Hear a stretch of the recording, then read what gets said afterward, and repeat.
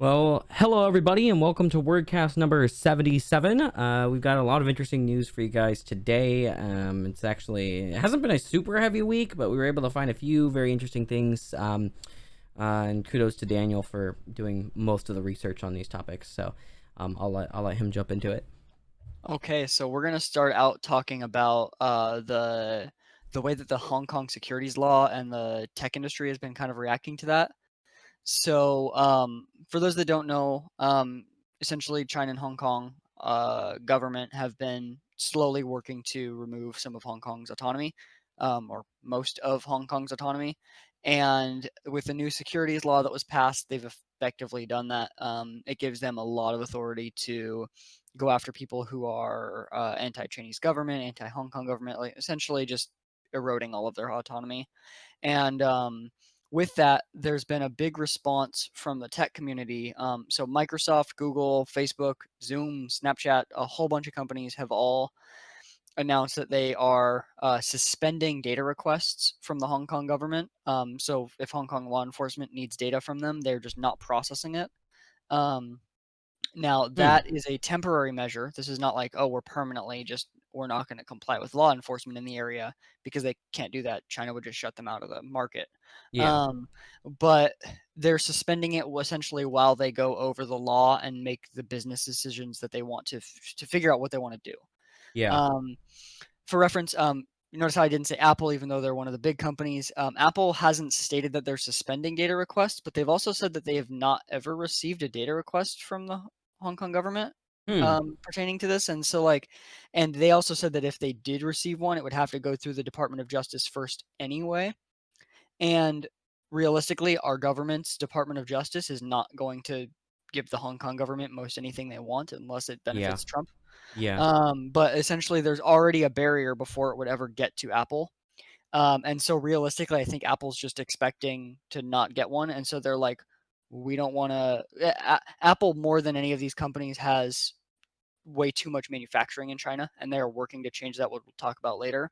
Mm-hmm. But so they don't want to piss off China by saying they're not going to do something that they're not going to get requested to do anyway. Yeah. Yeah. No, Um, that makes sense. so yeah, a lot of these companies are all saying we are not processing data requests. And with that, it's just going to be interesting to see how they progress, because I don't really see many options besides start to comply or leave the market. Yeah. Um, I mean, like, really, what Yeah. At else some is point, there? You that's kind follow of the law or you don't participate in the market. right. Right. Yeah. And it's hard to know what decision they're gonna make, but I think it's semi-obvious the financially smart decision is to comply.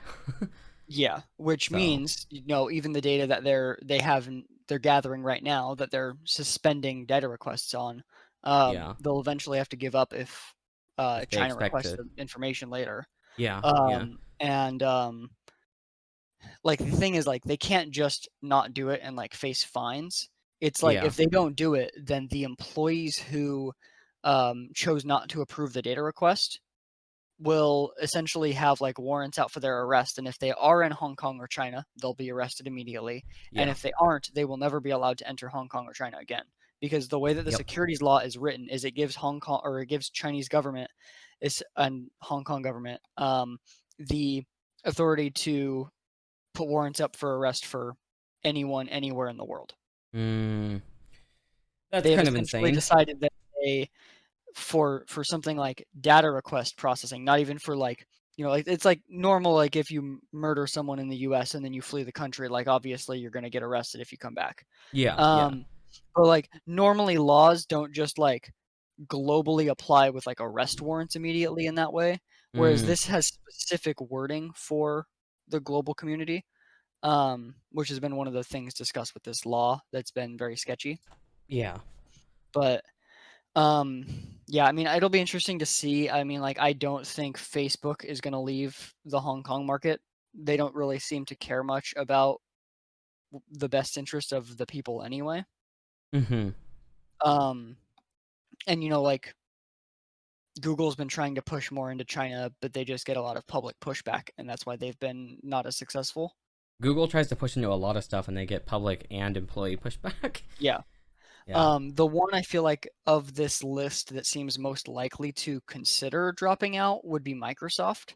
I Yeah. don't think they'll do it, but I think I they'll like doubt it, have but I real think discussions about it. yeah, I think for them it's more likely that they would, potentially do it. Mhm. I mean, obviously the, three companies on here or is I can't remember if Zoom's US based or not. I think they are. Yeah, it is. Like a US company. Okay, yeah. So they're all four US companies, but Microsoft's been a US company for longer and has, worked with a lot of US government officials and stuff on Mhm. things I think more than Google and Facebook. And so there might be a consideration there, but it's still pretty unlikely. Yeah. I don't think they have any major data centers. Well, no, I think they have one in China, so it's pretty unlikely. Yeah.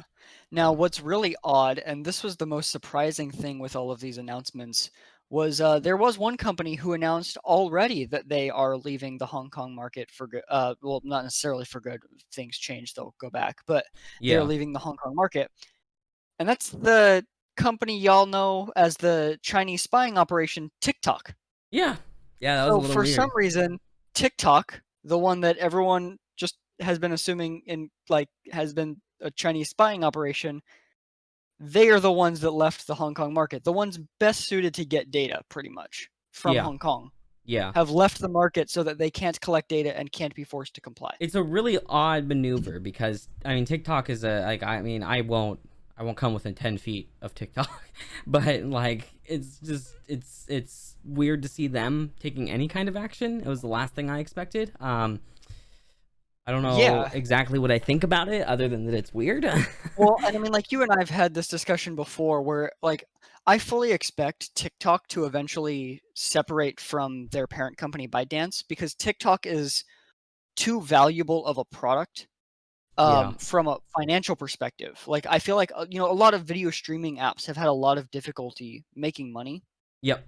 A lot of them have not gotten anywhere near the data that TikTok has and have not had anywhere near as effective of an algorithm as TikTok has. Yeah. And I feel like that puts it in the best position to be long term massively profitable Yeah, I think because so. if you can have the most pinpointed data and you understand your users enough to know when to show them the right types of ads, then you Yeah. can use it to make more effective ads that make more money and so on and so on. Yeah. Yeah. Um, and so I feel like they're eventually going to try and become like an American or European based company just so that they can just massively profit because the people that own that like a lot of the people, that run companies in China that comply with the Chinese government, they just do it because they have to based on Chinese Yeah. laws. It's not like they're like, "Oh, yeah, I support oppression." Yeah. Um, Yeah. but they wanna make their money in China. Well, if you can make a lot more money by telling China to fuck off, you're gonna do it.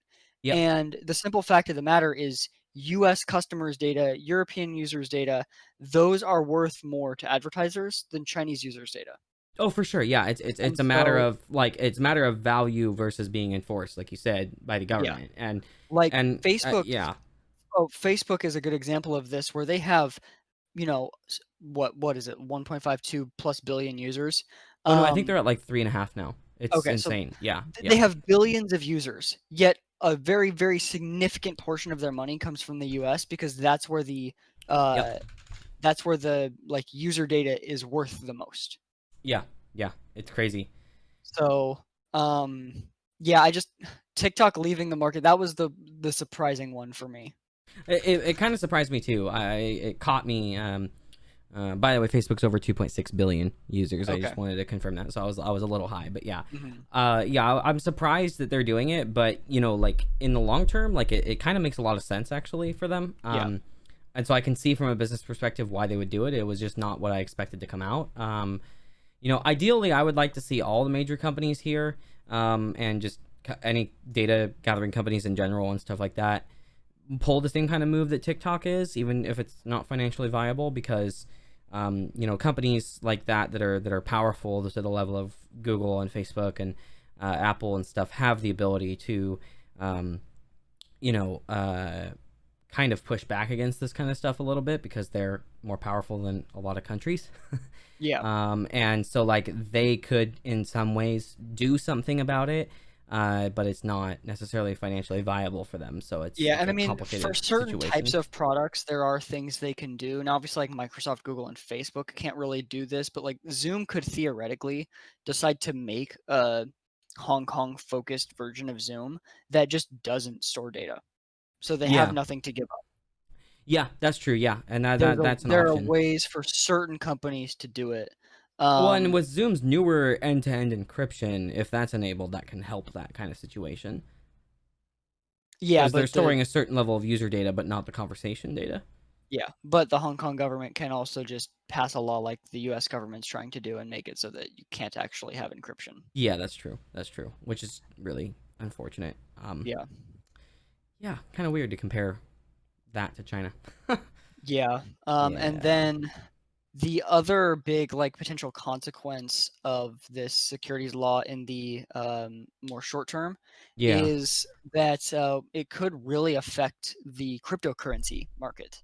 And the reason for that is um, Hong Kong is a major hub for crypto exchanges in Yep. the Asian market, and really in the world, but Yeah, they're especially for huge. the Asian market. And in response to this law, the U.S. House and the Senate have passed the Hong Kong Autonomy Act that penalizes China for the Hong Kong securities law.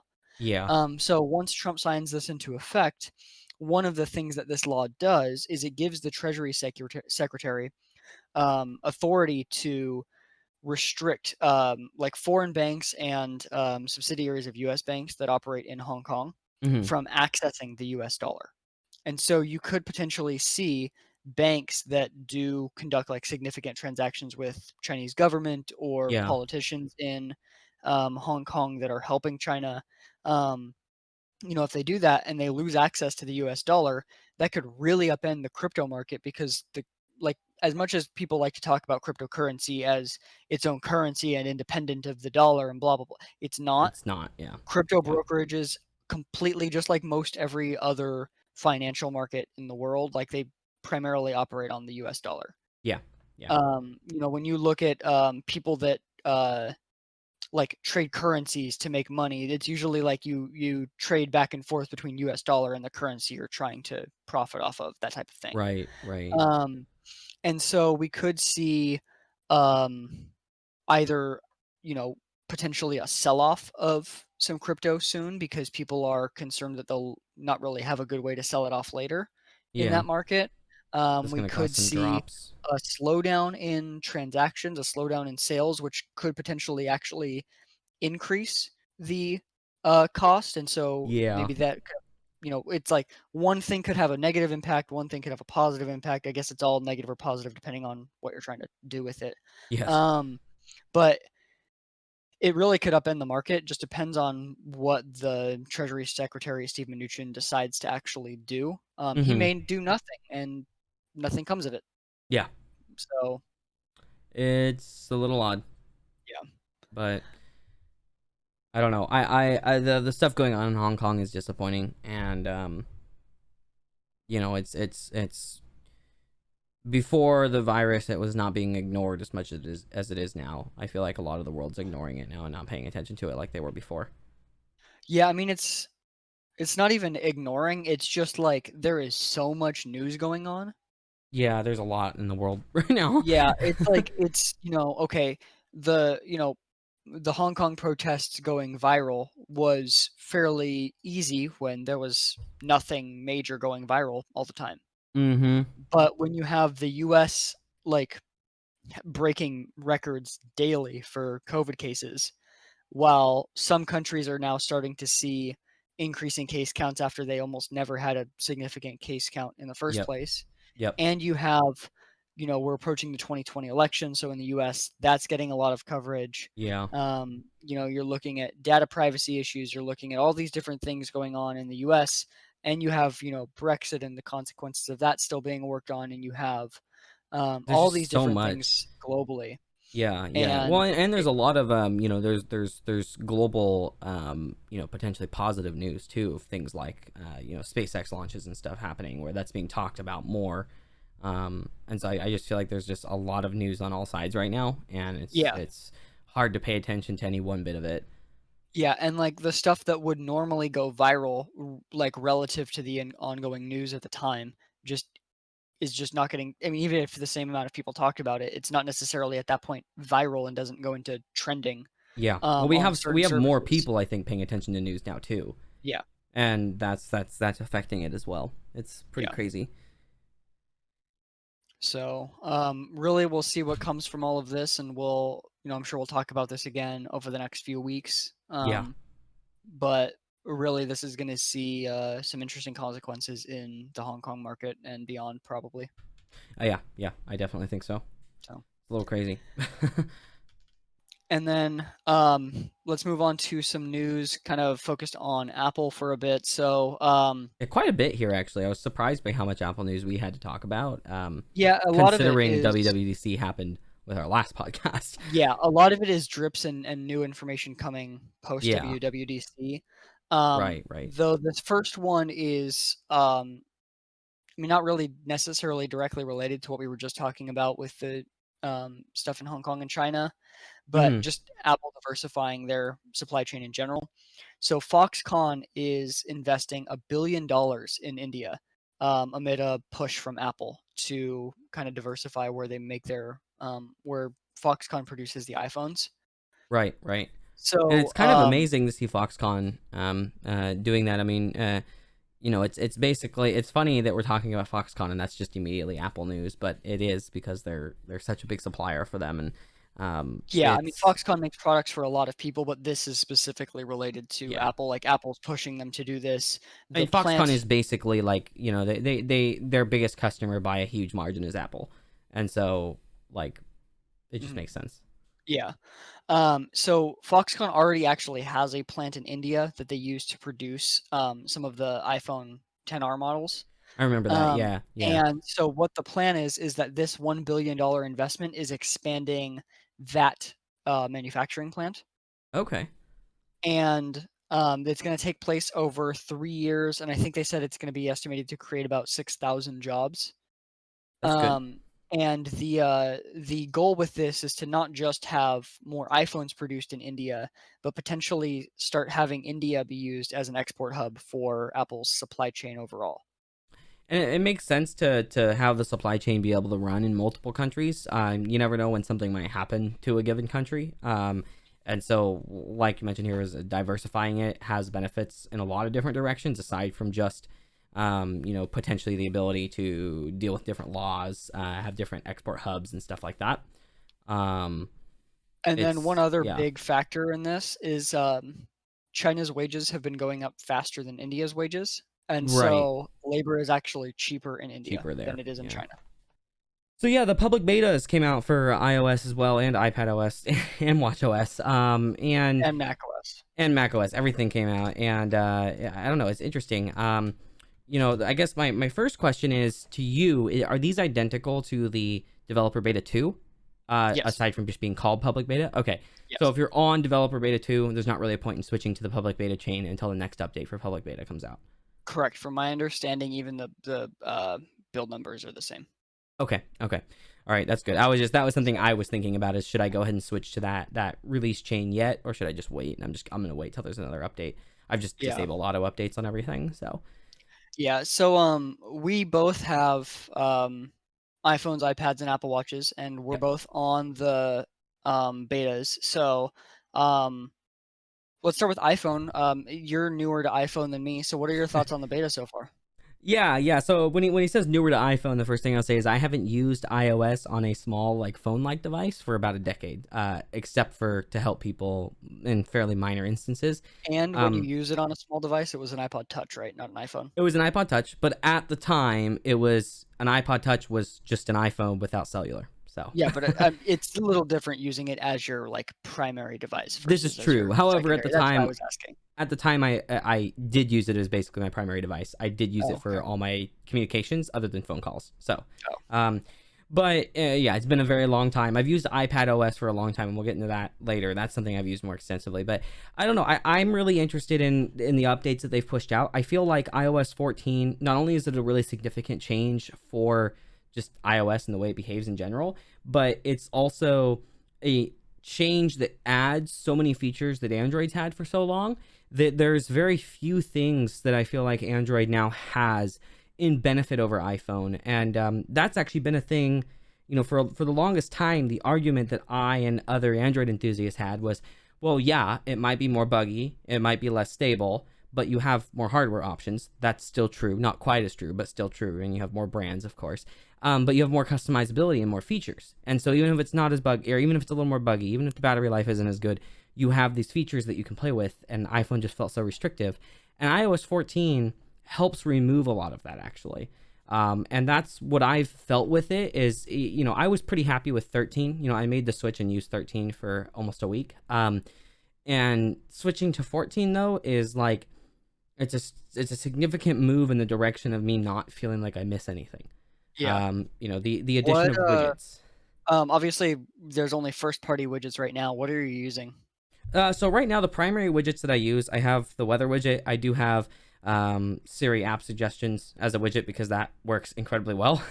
Yeah. And then on my slide over widgets right now, I also have like my battery percentages, my location, and there's a few other things that I want to set up that I haven't set up yet. I haven't really set up as much as I want on the phone yet. I've mostly just been playing with the new features, and I am using it as my primary device for those that might be curious about that. And it's just there's once they add defaults, which isn't available even in the betas yet, but once they add the defaults for the mail app in the browser, there's pretty much nothing I'll miss from Android. I do think I like Android's notification system a little better still, but it's pretty good on iOS. The notifications are a little more interactive on Android, in my opinion, but they're also sometimes a little buggy. So it does keep them more organized. Like, Android has the categories. And like, of course, like if you see a message, like you can use two fingers to swipe open that message and reply in the notification pane right there. But like 20% of the time, that swiping with two fingers to try and expand the message just doesn't work right. Yeah, Things like and that are just irritating. yeah, and like for me, the reason that I've never really cared about the interactable notifications that much Hmm. is like it's one thing when it's like I want like the Siri and I want the call stuff to be smaller because Right. I'm not like typing on that. If I'm already having the keyboard take up half my screen, I don't really Yeah. care if the rest of the screen is me typing my message versus like a little bit of what I actually had on my screen being shown and then the notification in the type window in the keyboard.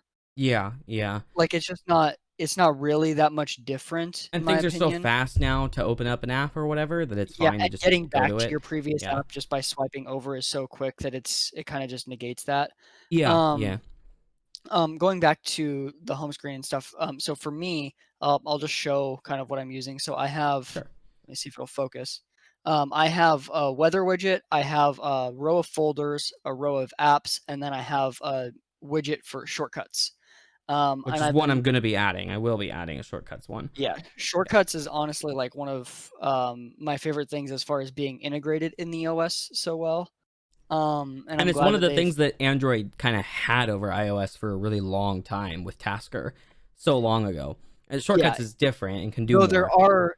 there are certain things that you can do on Tasker that you'll never be able to do on shortcuts, and there's certain things A that lot you of that can't requires do. root too. But yeah, yeah. Yeah, and there's a lot of things that you can't do on Tasker that you can do on shortcuts because it's integrated well, like Yes. having, so iOS 14 added an accessibility feature where you can tap on the back of the phone if you have a 10 or above to trigger to trigger different actions, a double tap and Yeah. a triple tap, and you can integrate with an just an OS level accessibility feature. You can integrate shortcuts into that.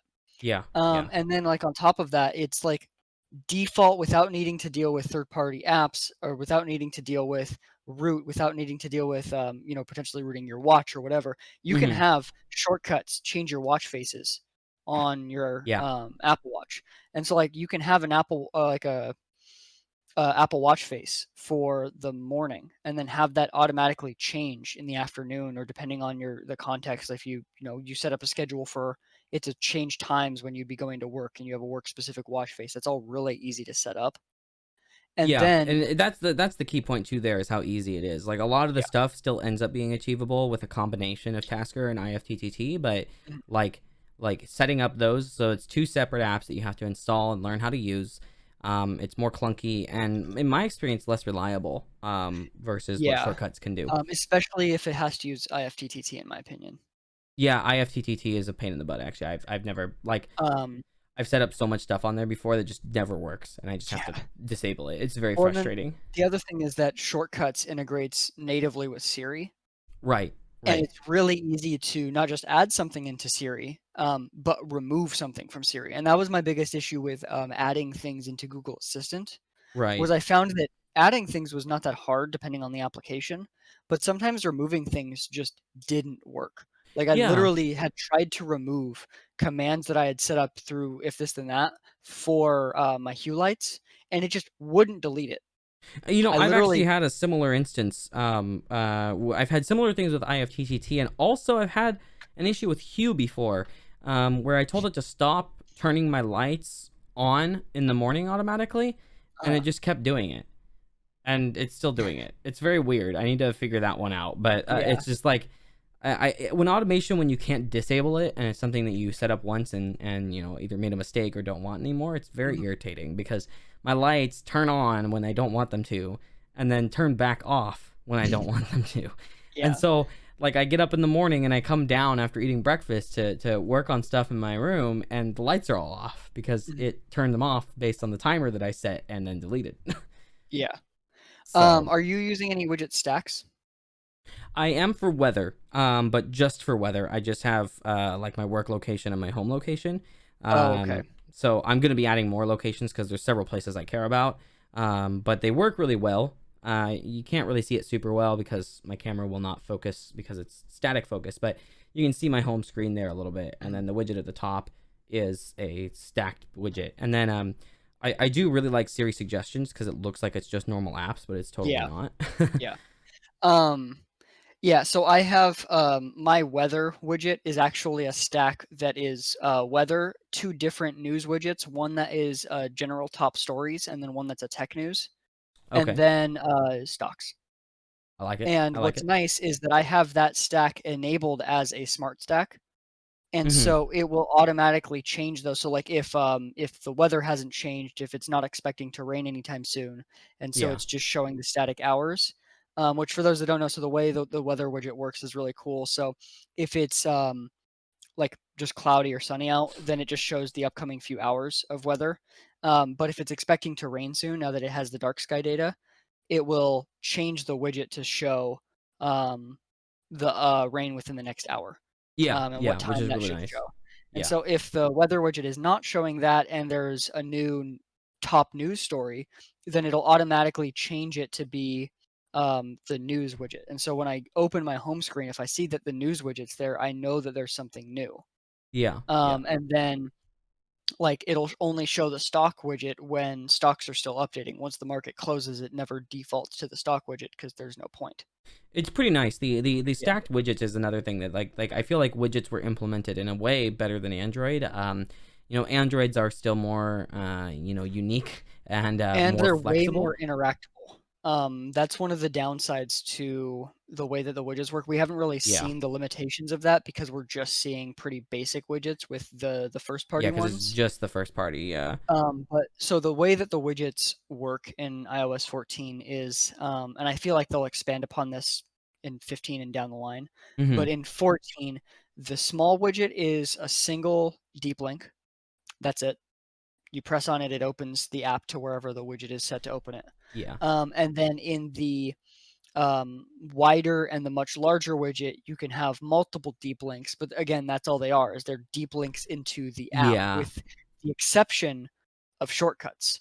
The shortcuts one actually can launch the shortcut without opening the shortcuts app because it essentially the way that they have made shortcuts work at an OS level is that deep linking to the shortcut can launch the shortcut in the smaller windows like Siri because it's again technically it's Siri shortcuts, Right. and so it Right. could take advantage of that new smaller Siri UI Huh. in order to so like let's say I'll show an example even though it won't look super great, but like let's say I wanted to log water. So I can press on it, and then it pulls the window up right there over the home screen, and I can log the water and it just goes away. But if Yeah. I click on the weather widget, it It opens the just weather opens app. the app. Yeah, Yeah. yeah. And so that's definitely like Android's widget implementation is in some ways still better, but the couple things I'll say about that is the first thing is like sure they are way more interactive, but they tend to be more buggy and less clean looking. And then the other thing is with Android's widgets is I didn't really find myself using them for anything except for looking at something briefly and then opening up the app. Yeah, I the didn't only really exception interact with them that much. for me is music.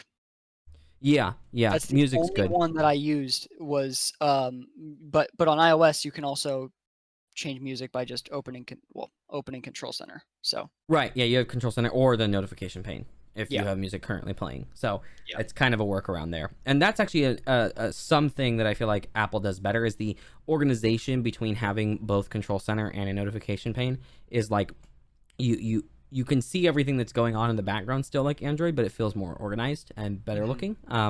And so that's something that I've been happy about. And then, the next thing though, iOS 14 in specific here, and just so everybody knows, there is going to be a dedicated video probably in the next 2 or 3 weeks coming of me talking about my switch over to iOS. Just going into detail of why it's happened and stuff. But the app drawer is a really big deal about iOS 14 that I love.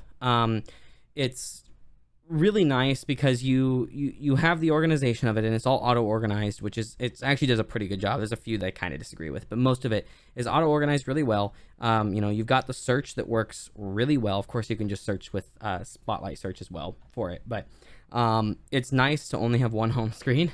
That was something I always hated about Apple, is having to feel like I have to put all these apps in a folder. mhm. So they did a great job with that. And just so people can see here, just making sure none of these are showing anything. Okay. So I don't know how well that's going to pick up because, like I said, the camera is a fixed focus, but you see how there's the bigger icons and the smaller icons. So the bigger ones are the ones that it thinks you're more likely to use, and you tap those, it opens that app straight up. But if you tap one of the sets of smaller icons, then it opens up the rest of the apps in that category. Yeah, and it And that's a learns how really you cool use way. them. It learns how you use them to know what you're more likely to use, and so that Yeah. improves over time too. Yeah, yeah, exactly. And the thing is, too, is search has just gotten so good now that I don't mind that I do still feel like the home screen system of Apple is not quite as good as Android, but it's really close. But the search is so quick and so good on here and easier to access by enabling things like the triple tap on the back that I don't really care. I just search for the app I want to open anyway. Yeah. So I mean, realistically, since I had initially switched, and I think I talked about this last week, but since I switched to iOS originally, even yeah. when I went back to Android, I just set up a launcher that let me swipe down to search because Yep. it's just so much easier than having to try and find applications in the first place. It's really Um, interactive. Yeah, it's just you know what you yeah. want, so type it. And then have you messed with hiding homepages yet? Because I really love that ability. I have not played around with that, so I only have one homepage right now. The rest of them are just Okay. gone. I don't know. That's kind of the way I like to use it. I don't know if I'll use the hiding homepage feature. I'm not sure Yeah. yet, but And then let's move on. So iPad, you have a bit more experience with that. So what are your thoughts on iPad OS 14? so I really like it. But the first thing I want to talk about is my biggest complaint about it. And this is something that I've spent a little bit of time thinking about, and I haven't even really talked to you about this much, but I really, really, really, really hate that there is not an app library on iPad. Why did they not put that on iPad? Whereas, like, it feels like iPad and iOS, like iPad OS and iOS, are supposed to feel basically identical. Just iPad OS can do some things with a keyboard and a bigger screen that you can't on iOS. Hmm. And having that missing app library feels wrong. It feels like not just because I want it, but it feels like as a normal user, you would expect it. And then you're like, why does it not have that when my iPhone has that? So let me give you their response because they were asked about why, both with widgets and with the app library, why that didn't make its way in Hmm. the same ways to And the widgets bug me less. It's the library that bothers me yeah. most. But But go for ahead. those that don't know, the widgets, you can't put them anywhere on the home screen. It's still delegated just to the side. Yeah, Um, but the side can but be pinned, so it's still on the home screen, so it's not when it's in landscape horizontal. mode. Yeah. Yeah, but Um, most of the time people keep them that way, I think. yeah. But they said that they felt with larger amount of screen real estate when it came to the app library, that just wasn't as necessary, and so they focused on other things. Hmm. Realistically, the probably more accurate answer is that they just didn't have time to get it implemented for 14. That could be, yeah. And I just Um, hope they add it because it's a very nice feature. yeah, I still haven't taken the time to organize the apps on my iPad, my newer iPad Pro, and that is because it feels like a more tedious task when I can't just delete them all from the home screen and then I just add mean, the you few that can I want. still just put all of them in one folder, and it's essentially deleted. It's obviously not Yeah, as good looking, but it's still essentially the same this is thing, other true, but other than it's a the little access. bit of a But since pain. both you and Yeah. I use search for the access, it's still. Hmm. And then Um, that's what I'll touch on actually right there. Search. Oh man, having command space let you open Spotlight search anywhere. I'm mhm. basically on Windows. That's what it feels like. It's like you just command space and you type and you're good to go. Like it's so easy to switch apps. And I'm impressed with the multitasking capabilities now of iPad OS. And of course, a lot of that actually hasn't changed from 13 to 14, the multitasking, but just like the ability to have two apps open side by side as well as slide over as well as like a picture in picture video going is just really nice. It feels like you can do Yeah, a lot on it at once and it doesn't get hung up at all. Um, but in regards to like the other iPad OS 14 features, it's really yeah. nice. 'Cause I was gonna talk about Scribble. Yes, yes. You go ahead and Because talk about Scribble. You've used it more than me. yeah, so well, that's what I was gonna say is like when it comes to what they had time to get done, feature wise, and not having time to get the app library and the widgets working as well on iOS or iPad, yeah, iPadOS 14. yeah, I think most of their time went to Scribble, and personally, I think it was definitely worth it because damn, Scribble is awesome. yes, So, quick recap of Scribble if you haven't seen the event or you haven't seen our last week's podcast. So the way that the Apple Pencil had worked on iPad since it came out was that it only really worked in situations where it was specifically set up to work. So if you had a program that could take down writing or a notes app or a drawing app, then obviously it worked. But other than that, if you were handwriting notes and then you got a message from someone, you'd have to put the pencil down to respond with yes or type yeah, it with the pencil. Now, Scribble has essentially enabled um, any text box can be input for the pencil. yeah, And so you can just write and it will turn your handwriting into text. And in my opinion, it works very, very well. I've seen some people say that yes. they felt like it didn't work for their handwriting. Um, but like in the example I sent you before you had updated to the beta, my handwriting was terrible on purpose. Like I really messed up that E and it recognized it perfectly. Um, Well, it seems to actually recognize words and phrases a little bit, and I think that's yeah. helping it. Because I've noticed there's times where I type something really bad, or write something really bad with it, but like it corrects it pretty quickly to what I probably would have meant. Yeah. And then on top of that, you can interact with the text with the pencil more. So if you're Yeah. in a supported app, you can like just circle the text to highlight a big chunk of text. You can like scribble over If you draw words, a straight delete. line through text, by the way, it'll also highlight it. Just one Yeah. line, not scribbling it Yeah. out, and that's really easy to do. Precise but long length text Mhm. selection. Yeah, and then another nice thing is if you want to add text in, let's say you want to like as you were writing, you accidentally wrote two words too close to each other, so it came out as one word, or you want to add something in between. You can just draw a line down in between the space, and it adds a Yeah. space there, and it Yeah. lets you start writing there. Yeah. So there's all these things they really like. They built out the handwriting recognition and then thought through each of the different scenarios in which you would need another feature, and they added those features in.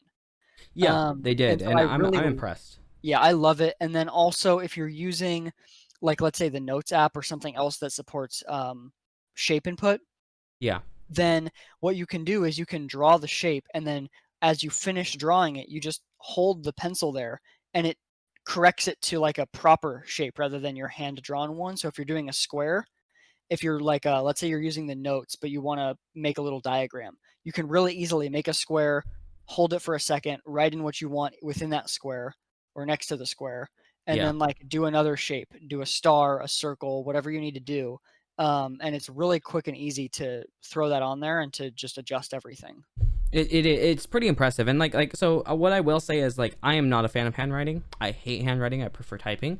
Mhm. But I did play around with it quite a bit, and it works surprisingly well. And I feel like its handwriting recognition is better than what Microsoft has on the Surface, which is the next best thing in my opinion. Yeah. There's like the Surface I was very impressed with, and I feel like it hasn't gotten that much better on the Surface in the last 3 years, but when it did come out, it was best in class by far. Yeah, and I mean, even for people that don't use the pencil normally for handwriting, like let's say you primarily use it for drawing, Yeah, or you just use it as a general stylus. that's exactly It's how I just use it. nice if you need to do something that's a really quick response. Like if you get a text message and you just want to respond with yes, it's Yeah. nice to be able to just write yes rather than actually having to like put it down or magnet it to the side and start Hmm. using your keyboard. It's like you just continue your action and go back to what you were doing. Yeah. And it recognizes, by the way, it does recognize cursive and like regular print both really well. Yeah. I primarily do cursive. That's just how I write, and it does a really, really good job. I'm pretty impressed with it. And like for me, the way I use the Apple Pencil is just a stylus. I like when it's in my lap, I kind of keep the iPad a little further away from me. I don't like holding my arm out to reach if I'm scrolling through Reddit or something, so I'll use the stylus as an extension. Yeah. And it's just more comfortable to sit and use that. But it's nice to have it available to do minor responses and stuff. Now, one thing I would like them to fix, and it's not even really fixed, it is intentional, but with iPadOS 14, I would love to see if they could add the option to allow the Apple Pencil to interact with things like Control Center and notifications. So we understand why you can't. I would like an option to choose between the two, even if it's in accessibility or something like that. So, which is where Apple sometimes hides the power user stuff. Like, I do not draw. I am not a digital artist. I do not use it to draw. Like, I basically never will. So I don't need it to avoid interacting with the home screen and control center and slide over and stuff in order to be able to draw on the edge of the screen. And so like my personal preference would be able to flip that over so that then the Apple Pencil does respond to those things so that you can interact with everything instead of having to put it off to the side weird to use my finger to open up like slide over, for example. Mhm. So that, in my opinion, would be a good addition. But Or something else that they could do, since double tapping can already change certain things, hmm, it'd be really cool to have the ability to, um, like, I guess it really wouldn't work because most drawing apps take advantage of it. I was gonna say it'd be nice to have like you could double tap to get out of drawing mode, what about a but triple maybe tap? yeah, I was gonna say they could Yeah, add some other kind of gesture, yeah, yeah. triple tap or something, to just like a way to get out of drawing mode so you can do those interactions. Hmm. That way you can further not have to stop using the pencil. Yeah, yeah, and it responds to those taps really well. Like that was something I played with, even though I'll probably never really use it. Yeah. Although I do like using the Apple Pencil to take notes and stuff sometimes if I'm taking notes and being able to draw interactions between stuff. But Mhm. it works really well. It responds really well to that double tap, and I feel like a triple tap would work pretty darn good too. So that would be a cool feature that I'd like to see. And then I actually did want to touch on battery life on both of them. It feels pretty much the same. I'm pretty impressed actually. My battery life does not seem any worse with 14, even though it's still in beta. Have you had the same experience? Yeah, I haven't really noticed any impact. I know some people have, but I think that's with the older phones, which would make sense if they're Yeah, not as, if they're struggling a little bit more to handle like widgets on the home screen and and they stuff. have to clock up higher Um, and stuff like that. yeah, Yeah, yeah. so that would make sense. The other big bug, which I haven't checked on my phone actually, I was just checking on my tablet. Uh-huh. Go and check your storage. So iPhone storage. Let's see here. I don't know. I haven't opened it up recently. Actually, I don't know if I've opened it since the update. Um. You'll pretty much be able to tell right away because, like in my case, my storage is Yeah. almost full. Why do I have like 15 gigs of other? Yeah, so that's a bug in the beta. So is it actually using that space, or is it? I I don't know because I haven't tried to fill up my phone. I don't think anybody that I've seen reporting it has like then gone on to try and fill up their phone. Oh. I don't think so. I think it's a reporting error, but Okay, so I kept it open, and my apps section all of a sudden got way bigger. So it showed what would have been probably about 2 gigs of apps, which seemed a little off to me, and mhm. other was like 15 gigabytes worth. And now apps looks like about 10 gigs worth, and other looks like about 10 gigs worth. Yeah, so I think the other is just being reported incorrectly. That's my thought. Yeah, yeah. Because like if Weird. I look at the amount that it's showing my apps section take up, that's about right because it's showing a pretty significant amount. Like you can see the red bar on my screen. Yeah, yeah, and Um, mine's doing that now too, but it wasn't at first. yeah, but it's like that makes sense for me because I have like almost 5 gigs of Spotify. I have like 3 gigs of podcasts. I have several Yeah. games installed. Mine keeps Um, moving around. huh. It showed Mine so is not doing that. mine showed system at first, and on the left, and the red is the apps, and then the next Mhm. little gray part over is system, and it showed system first, and then showed apps as almost no space, and then apps got bigger, and then it moved apps to the front of the line. Wow. So it Yeah, seems so really my buggy. my other is taking up 20 gigs. Yeah, mine's only about 10 now, but my system is also taking up about 10, and I think that used to be lower. Mine's 12.9. I think Oh, that's is that not just that normal? abnormal because Okay. the OS update was somewhat sizable. Hmm. Interesting. That's weird. Yeah, Huh. that's one of the biggest reported bugs. That and then people having worse battery life on older phones. Yeah, yeah. Which So again, on newer phones, it seems to be almost no different.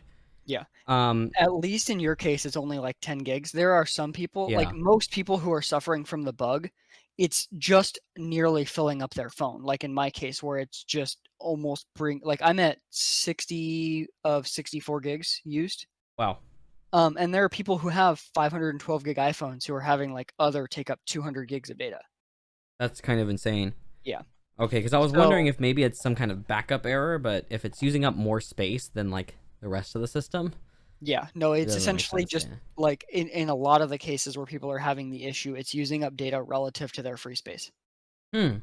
So That's don't weird. know what's up I with that, but that's hope an they fix interesting it. one. Yeah, Yeah. that's a very interesting one. I bet you the next beta might fix it. Yeah. But yeah, odd. Um, and then both of us have Apple Watches. Have you been washing your hands correctly? I have, and it turns out that Okay. I have pretty much always been. So Yeah. it didn't feel any different. So that's actually, speaking of battery life, as we transition into WatchOS, that's one thing I've noticed. And albeit I only used WatchOS 6 for like 2 days before I switched to the 7 developer beta, but the battery life does seem to be worse on it. But Have also you're you? probably doing more on it than you were the first 2 days, I feel like. Probably. And it doesn't feel significantly worse, but it's like it feels like at the end of the day it's closer to like 14% range instead of like 20% range, so it's Do not you have always drastic. on display on? I do have always on display on. Oh, Yeah. okay. Yeah, I I use got mine pretty, like my Apple Watch, the goal that I have set with it is basically just get me through until like I'm getting ready for bed, and that's fine with Yeah. me. I So, use sleep tracking, and that's part yeah, of why I yeah. don't want that on. And what's nice is that if you do have the sleep app set up on WatchOS 7, so for those that don't know, Apple added in proper, like official built-in sleep tracking. Yeah. It doesn't track as much data as other things, but most people don't need that data. And if you do, there's still the third-party apps. Yeah. Um, but the built-in one, it will actually, if you have that enabled, give you different battery indicators than just the normal you're running low. It'll Yeah. specifically give you indicators to make sure that you can stay topped up for sleeping. So it'll remind you if like afternoon, mid-afternoon or mid-evening when you'd be home, if you need to charge it a bit to get you through the night and then charge it in the morning some, because like the Apple Watch charges really fast. Um, Yeah. Well, it's fairly fast. I think it's still technically like an hour and a half from 0 to 100 though. yeah, but the initial charging is really fast. Like you don't Yeah. always need it at 100. Mhm. And especially if you're charging it how they have you essentially suggest you do it for the sleep tracking, Yeah. where you're charging it in the evening and in the morning. Um, Right. and so you're charging it more frequently, but you don't ever really need it at 100 in that case. No, Um, this is true. Yeah, and I mean, even then, in the morning or whatever, like an hour is gonna get you quite a bit. yeah, I even just those don't like like wearing 30 minutes. watches at night or anything at night, really, and that's part of why I Oh, don't yeah. use it. Otherwise, I might give it a shot, and maybe I will at some point, but I don't know. Yeah. I really like it. I do think I preferred having more data than the sleep app gives you. Like, let me open the sleep app and I'll see exactly what all it's showing in here. It's mostly just showing how long you slept with the official Apple one. Mm. Whereas Does like it if you track REM use cycles? no, that's what I'm saying. Oh, So it's just mostly showing how long you slept. Mm. Whereas if you use something like Sleep Watch, it does get more detail. Okay. My Okay. assumption is that Apple probably will have on the next Apple Watch or 2 down the line, improved sleep tracking, but that they have internal quality standards that they want as far as reliability of hitting those measurements. Right. And my guess is that the trackers on here are pretty good, but not as good as Apple would like Yeah. for Yeah. REM cycles and stuff. And so they just go rather than giving you okay data, they just don't give you the data, which is a Yeah. very Apple-like move. Interesting. Hmm. Um, but I um, mean, I would like to see them add more native tracking. If it tracked REM cycles and stuff, I might be more interested in it. But mhm, as of right now, I really don't like to sleep with my anything on my wrist. So I think I yeah. would actually prefer like one of the head mount sleep trackers or something like that versus a watch actually Well, and myself. you know But they have you can, and I think actually Apple sells it on their store because I think they invested in the company that makes it. But mm, there's a sleep tracker that's actually a pad for your bed that goes under your bed sheet. oh, interesting. That's kind of Yeah. cool, huh? I think Um, sleep tracking is an important thing, especially most Americans are sleep deprived. That's a big problem in this country, and the ability to keep an eye on what kind of sleep you're getting and what kind of quality of sleep you're getting. I think just helps encourage people to do the right thing with their body yeah. in that situation. Yeah, for sure. And yeah, it's nope, that's an app. That's not what I was looking for. Uh, but yeah, I've seen before. I don't know if they still sell it, but Apple was selling on their website like a sleep tracking pad that went in your bed, and the app integrated with Apple Health and everything very well. And Yeah. it tracked a lot more than a watch could anyway. Um, and yeah, so other than that, I mean, WatchOS 7 is a fairly minimal update. Hmm. Um, I know you haven't really messed with shortcuts yet, so I'm assuming you haven't done much with shortcuts on your watch.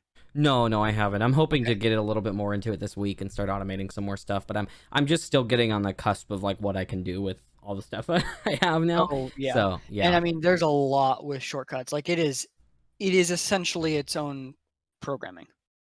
Yeah, yeah. No, it's pretty awesome. I mean, So, I haven't done hardly anything with it. I've opened it. That's about it. yeah. So, Yeah, so like I have, for example, as I had mentioned earlier, where you can automate watch faces. So I have a watch face that activates in the morning that has caffeine tracking as one of the shortcuts on there and water tracking. I And need to then track caffeine, yeah. yeah, and because I've been deciding not to consume caffeine in the afternoon, I have it so that my watch face changes later in the day to something else that doesn't have the caffeine tracking because I don't need it on there anymore. Uh-huh. And so it's really cool to be able to have different actions, different apps, different complications quickly accessible on your watch based on time of day, for example. I wish that Apple would add in, so they have the ability to set automations based on location. Mhm. However, the issue is that that is one of the automations that just like time was before iOS 14, where you could set up time-based automations, but you Right. still had to approve the action. It wasn't fully automated.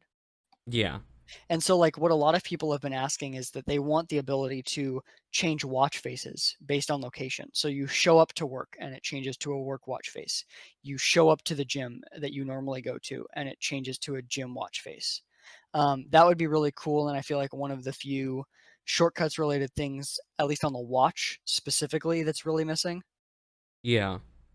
So Yeah, I think so too. And I guess I'm you know, obviously I didn't spend a lot of time with WatchOS 6, so it's hard for me to determine how different it feels, but WatchOS 7 seems like a really minor update. Even though it seems like a if significant change. It's like they added half-ass sleep tracking. When I say half-ass, it just means it just can't do that much.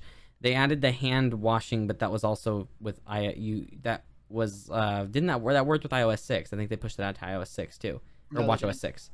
No, not at all. No. Oh, and then Well, so they also added stuff that's just not really applicable yet because the App Store hasn't been updated. mhm, So they're adding the ability to have like so Apple's going to start curating like watch face designs and like complication setups and stuff in the App Store. But mhm. then also you can share watch faces now, which you couldn't before. That's a And big so deal. there will be like online repos of watch Mhm. faces. And so that's a pretty helpful one. They added more stuff into fitness. So before, for example, with workouts, for it used to just be like just strength training. And now Hmm. they have like functional strength training versus like general strength I did training, see that, core and that's something training. I definitely am going to play around with some. I haven't used that yet. I've used the regular like running tracking. I used that Yeah. earlier today. Actually, it works really well. And then the cycling stuff's cool too. But I don't know. It just feels more minor in comparison to iOS and iPadOS, I guess is what I was saying. I mean, even Whereas those are iPadOS huge. 14 was But a pretty minor update. It was this is mostly true. iOS was iOS the 14. huge one, and then Yeah. Big Whereas, Sur for Mac was pretty big too. yeah. Yeah. Whereas last year, iPadOS and watchOS were bigger updates. It seems like they just dictate their resources, like instead of just like, oh, every year is going to be a big update, because that's just not realistically going to happen all the time. Yeah. It's like, oh, okay, you have, put out some features next year and that are done, and then save the big features that take more time for when they're ready. Right. Right. Um, but No, then that makes sense. also, Yeah. like they just did a lot of smaller stuff with the watch. That they improved a lot of the hearing health related things. They They did do a improved, better job with that, definitely. yeah. They added the on device dictation. They added the translation stuff. Shortcuts is pretty significant if you use it, but it's useless if you don't. Yeah. They added more to the Move app, separate from just the new workouts. And also the new workouts, like for them to add workouts that are like accurately tracked, that is a Yeah. lot of work. That is not an easy task, especially as they're Well, getting especially more. more complex workouts. Yeah. Yeah, rather than like, oh, we have one that's just a general strength training. Now we're getting into more specific strength training, so it's going to be more Right. accurate. That takes a lot of development time and a lot of research. This is true. And then especially with like the dance one, And then I that's a guess they pretty, also have the on-device dictation, which is a pretty big deal too. Like yeah, some of these updates seem small, but they were a big deal to add. So yeah. it And I makes think sense. that's what it really comes down to, is it's like the time it takes for them to develop some of this stuff is more significant than people realize. Yeah. Yeah. And it's just whether or not that feature is all that useful is very person dependent. Mm-hmm. Mm-hmm. And in this case, I think, unless you're really focused on hearing health, or you're really focused on specific types of workouts, it's probably not as big of a deal. Yeah. Um, I will but say that's though, the fine, 'cause on-device dictation is noticeably better than it was on WatchOS 6. yeah, The dictation's really fast. yeah, So that's at least that's an update. And one thing though that I will say I'm a little disappointed about with Apple Watch, and I don't know if this is Apple's fault or if this is developers' fault. I think it's the latter. But there are like none of the audio apps I use, Plex, SoundCloud, Tidal, they don't have watch apps. So yeah. and So like I there, would that like is the developer's fault. Apple didn't okay. have the APIs for a while, and a lot of Okay. these companies made a big deal about how they didn't have the APIs, and then Apple added the APIs, and they didn't fucking use them. Dude, Pandora, I'm I I'm think, is the only frustrated one. by it because like how nice is it when I'm working out, right? Like the watch has Wi-Fi, so I don't even have to have my phone on me. It's and like I mostly work out indoors. I do weightlifting, treadmill, that kind of stuff, right? And like it would be really nice to just have my headphones pair with my watch and just play Tidal on my watch, and I can leave the phone and tablet and everything else indoors. And I Yeah. can't do that right now. Yeah, Pandora literally has gone so far in that you don't need the Pandora app installed on your phone. You can set up Pandora just on your watch and stream. And Wow, yet, for that's some nice. reason, Spotify and especially Spotify, who has I'd say the biggest resources out of a lot of these, Yes, yes. outside of YouTube Music as well. But like Spotify, YouTube Music, Tidal, none of these services have added this, Yeah, yeah, and and it's especially the big ones that have, like I said, Spotify, YouTube Music, like Tidal has been slow to develop apps for every platform. Like they've just been and slow about that, and that's like realistically, I think that they'll beat Spotify and YouTube Music to supporting it. I think you're probably right, and that's just weird because like they don't have the same finances of these other companies, right? Like Tidal's just doing audio. They do have some big investment backing, but like I don't think they have a very big development team. They seem to be kind of slow to do things, and I don't know, maybe that has something to do with the fact that they are paying more per play, so they don't have as much money to pay for as many employees. I don't know. Mhm. But like I would just really really really like that. Like that would be an ideal thing for me because I don't want to have to use iTunes, and right now I feel like I'd have to use iTunes to do it. And I don't know, maybe I'll grab that free Apple Music subscription that I got from buying some of these devices and just just use that and hope that Tidal has something out afterwards. Yeah, I mean, that's what I did when I first got my Apple Watch, and it's like, it's really nice to be able to go on like a run and Yeah. not bring my phone because like I have AirPods, and so I can have my AirPods paired to my watch, and I can just go for a run. If I need to make a phone call, I can. And you can Otherwise, pair any headphones to the watch, right? yes, I believe so. Okay. Okay. It's just easier with AirPods. Yeah. But like it's really nice to be able to just go for a run, not bring my phone, not have to worry about carrying that around, just go. Yeah. Um, but I have to use Apple Music if I want to do that because Spotify, it's just a fucking remote app. Yeah. Yeah. It is. And actually, I was gonna ask, do you have the LTE edition of the Apple Watch? Yes, I do. Okay. You know. Specifically so I can do stuff like go for a run without Mhm. my phone and stuff like that. And I almost wonder if I should have gotten that, but I I think don't think you would ever use like you don't I go don't on think I'll outdoor use it runs. much. Yeah, I don't usually go on outdoor runs, and if I hike, I'm probably gonna bring my phone. So Oh like yeah. that's the only outdoor like workout activity I do is primarily hiking. And I bring my phone when I do that. Otherwise, it's a lot of indoor workouts. So Yeah. so I and it has full Wi-Fi, so it's like I can still use it, like separately. Yeah. um, so yeah, it makes sense. And yeah, I do. That's right. I got three of the 4 months free Apple Music things, but of course I can only use one of them Yeah. because it's And new like subs only.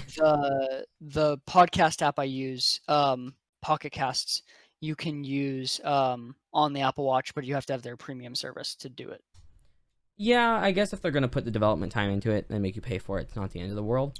I just am annoyed because it's a subscription. I'm tired of every app moving Oh, to subscription services. I don't like subscriptions either. It's like that's one. Well, you remember that's one of the big reasons I use DaVinci Resolve and not Adobe products. Aside from crashing all the time, is I just Yeah. subscriptions annoy the shit out of me. Yeah. So yeah, lots of good changes there though. I'm impressed with it. I'm happy to be in the ecosystem. Like I said, I will make a video about that. There's a lot of interesting thoughts I have about that being a very big like Linux and FreeBSD user and a Windows user for a really long time. And just like for a mobile setup, especially with these new updates, I feel like iOS is a lot better, like or Apple is a lot better than the other options that are available. And so like I won't use it for real work that requires a lot of power or gaming or anything like that. But for a mobile setup, it's really great. Mhm. And then I mean, speaking of power, Apple is yeah, making their own GPUs for Mac. that's true. Um, Yeah, yeah. Although I wanted to mention something about AirPods, and that actually kind of leads into oh our yeah. next section too.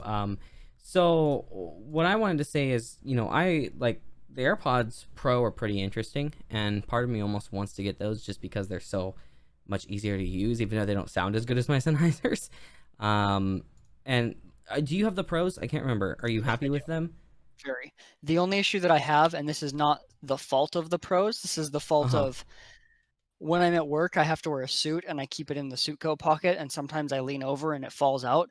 Is that Mm. on one of the AirPods on my left one, it has fallen enough that there's something loose in here, and so I actually can't have this in when I'm talking Oh. because something's vibrating in here, and specifically, it's like it doesn't all like vibrate really so much with music, Mm-hmm. but the like frequency of my voice causes it to vibrate, and it's really fucking Oh, I irritating. see. So that's my fault though. That's not the fault of these. Before that, it was great. The only issue that I had before that was the active noise canceling was really good when they first came out, and then Mm-hmm. they released an update that actually made it like for whatever reason the active noise canceling got worse. They've Like since fixed it. substantially? Oh, Uh, okay. it was noticeably worse.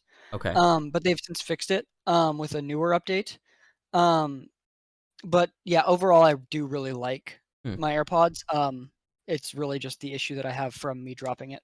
Yeah, okay. Okay, that makes sense. I mean, I will say, like, I'm an audiophile. Sound matters most to me, and the Sennheisers are still, by a pretty significant margin, the best sounding true Yeah, I wireless feel like headphones if you out get there. the AirPods, I'm gonna have to listen to you bitch about the sound quality. I think you'd probably end up in that way. And I don't know if the convenience of them's worth it. I mean, they have a better microphone, but I never use my headphones to talk to people. Mhm. I guess the one thing is the transparency mode's a lot better on AirPods than it is on the Sennheisers. Um, and I don't know if I would use my headphones more often if I could listen to other things at the same time. Have you Yeah, used that much? I use it all the time. Okay. and you just turn it on, and it's like you're not wearing them practically. Yeah, so it's literally just you press and hold on the stem to switch it out from noise canceling to transparency mode. Hmm. So like I can pause the music with the quick tap, and then I can switch into transparency mode, and it's like I'm not wearing them. Okay, okay. And if you do leave the music playing, it's like speaker. It sounds almost like speakers, right? Like you can still hear everything Kinda, else. yeah. You can Yeah. hear the outside stuff a lot more than you can because you can actually, if you have your AirPods connected, then in the control center, Hmm. the volume is for the AirPods, and you can actually press on it, and it'll give you the option of transparency mode of, in fact, I'll just Do it. yeah. But it'll give you transparency mode, uh, no altered mode, or well, actually, I don't think because these have in-ear detection, so I actually don't think that will work. I'm not gonna. Oh, okay. Um, but yeah, so you can actually hear what it sounds like without transparency mode and without active noise cancellation, and it's much more of what you'd expect if like something's jammed in your ear, so you can't hear as much. Okay, Um, okay. but And you can that's a feature change. I think I'd benefit from. So that's the only thing that's really pushing me into kind of considering them. But yeah, I don't know. Um, However, and I know we talked about this a little bit last week, but remember, these are getting support for spatial audio. So if you're watching something, let's say you're watching something that has Dolby Atmos support Yeah. or surround sound support on your iPad, you will, once that feature comes out, be able to get some of that effect from the Yeah, that's a AirPods. good point. Yeah. Um, so we'll see when that comes out how well it works, but Right. um, that's really nice. And Overall, I'm really then, happy with them. well, that's good then. I don't know. I might consider it. I'm just trying to figure out, like, I don't use my Sennheisers that much. It's basically just for working out, and I'm just not Oh, sure I do anything different with the AirPods. The then yeah, transparency you mode's the shouldn't. part that make me consider, but I just probably won't. Yeah, I mean, like, how often do you find yourself in situations where it's like, oh, I would be listening to music if I could hear things outside of. Not that frequently. Yeah, that's true. Versus like, when I'm in the car, like obviously I have the car stereo, and so yeah, Yeah, that's probably true. I don't think I use it that often yeah. unless I From started doing from more outdoor work. If I started doing like hiking more, I might want to use them constantly in transparency mode while hiking. Um, but I need to check the Sennheisers too because they do have a transparency mode that seems to work okay, and I just need to figure out if I can have a good way to enable that because it doesn't seem to always enable properly. Like oh the yeah. Sennheisers are a little buggy, and that's the problem I've had with them. Is sometimes like Mm, I do a tap to pause, and it just doesn't pause, but it turns transparency mode on, or the other way around. It's really yeah. weird. Do the Sennheiser support multi-device pairing? I Specifically, like the rapid switch between the devices? I think it's only I can't remember. Usually though, I just like I can just go into Control Center and just tap them if I want to switch them to another device, and it Yeah. connects over that way. I was just So asking about like the AirPods are getting that update to support just pressing play. yeah, yeah, right, Um, right. and so, by the way, you can set up a shortcut to kind of do that without having to go into your settings. Oh, okay. People have done that with AirPods where they'll have a shortcut set up to kind of function as like a really quick way to change which one it's paired to. So on your iPad, you could have a shortcut that makes your AirPods essentially switch its pairing to that until, so in your case, your Sennheisers switches Right, pairing to right. that as a way to kind of get around having to go into the settings each time. So it's a little bit better of an experience. Yeah, yeah, that Um, makes sense. but I am very excited for the ability to like be listening to music on my phone and then just plop my iPad down, start the video, and it switches the audio. Right, Um, right. so that'll be very nice. However, for the AirPods, there is a new feature that And this most is people pretty won't really cool. need, but for those that need it, it's very helpful. Yes. So in iOS 14, they have a new like headphone accommodation feature that lets you kind of tweak how the audio sounds more so that you can hear, um, you know, voices if you're watching a video. You can hear those better, or you can turn down bass. Like you can tweak the audio a little bit more. But what makes it more cool is that they are adding the ability to utilize the headphone accommodations feature not just with on device audio, but Mhm. with transparency mode. And so what that does is it essentially turns AirPods into hearing aids. Which is pretty amazing. Yeah. Now, if you have very, very like specific hearing issues or you have really bad hearing, probably not going to work. It's still something you should like consult with a doctor about in those cases. But there are situations where people just need voices to be amplified a bit, and being able to use these instead is really convenient for one, because a lot of people that have hearing aids don't want to also have to like constantly switch between hearing aids and headphones. So they Yep. just don't use headphones in situations where they otherwise might want to. In Yeah. fact, that was one of the big like the top comments on the Reddit post about this that I had seen, was someone saying that they have to use hearing aids, but it's not like a significant issue where they would need very specific hardware. They just need certain things amplified a bit. Hmm. And this will allow them to actually utilize headphones in a way that they really have never been able to do, that most people can if they want Yeah. to. Yeah. And It's pretty so, cool, actually. yeah, Yeah. really the big thing that we need to figure out now to see how well it's going to work is what the latency is going to be, because hearing aids obviously process everything on device, so the latency is extremely quick. Yes. They have to be. If latency is, I think it's above like 40 milliseconds, I think is what I read, then it can cause issues. And Okay. so it'll be dependent on that. Now, Apple has their own chips in these to handle certain communications, so they can do things that other headphones really can't over just like generic ass Bluetooth. Yeah. Um, and so they might be able to handle that better. If not, and since this also only works on the pros, it's entirely possible that they're processing it on device. It could be. Yeah. I mean, either that or, like you said, I mean, Bluetooth is latency AF. Yeah. So, so that makes sense. It's a cool feature. I like seeing little like life improvement things like that being added to products. So, oh, excuse me. Pretty awesome. Oh man. Woo. Yeah. I don't know. I mean, it's obviously not a feature I'd use, but it's still a pretty interesting thing for them to Yeah, be I'm doing. I'm always happy to see accessibility features like this that'll make like meaningful impacts into how people can use the products and like improve someone's quality of life. Um, Yeah. that otherwise is kind of hampered by having to, in this case, use hearing aids, and so they really, it's much much more inconvenient for them to be able to switch to headphones and listen to music and stuff. It's just Yeah. a nice feature. I think so. I think so. So I think stuff like that being added is awesome. Yeah. So then you were talking about something here in regards to GPU horsepower. And this is an interesting thing. So I'll let you continue because you actually filled out the information on it. okay. So, yeah, there's on Apple's like developer website, according to Apple Insider, they found documents that talk about Apple's own GPUs. And the way that it was set up on the document, it didn't sound like it was them talking about like the stuff that just how at least the current built-in GPUs for like the A13. Mm-hmm. Um, Now we have no idea really what this means. This could mean just beefed up GPUs within the SoC of Apple's in-house silicon Macs. Yeah. Or it could mean that Apple's planning on having separate CPU and GPU chips for their Macs.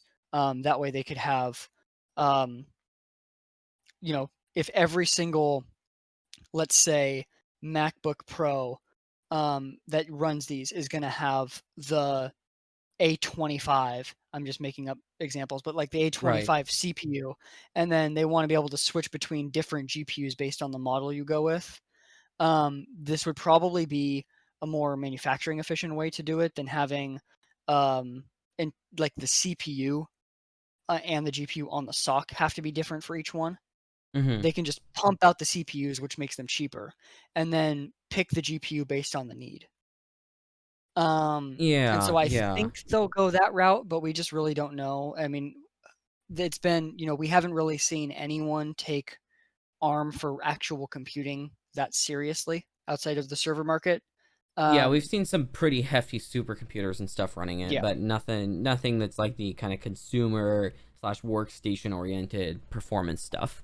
yeah. I mean, there's never been, ARM XPS that has proper support for it, like anything like that. So, Yeah. um, it's all like new ground, and we just kind of have to wait and see what actually comes. But Apple is, I mean, this was kind of expected for Apple to beef up their GPUs if they're going to be beefing up their, um, ARM-based CPUs for their Macs.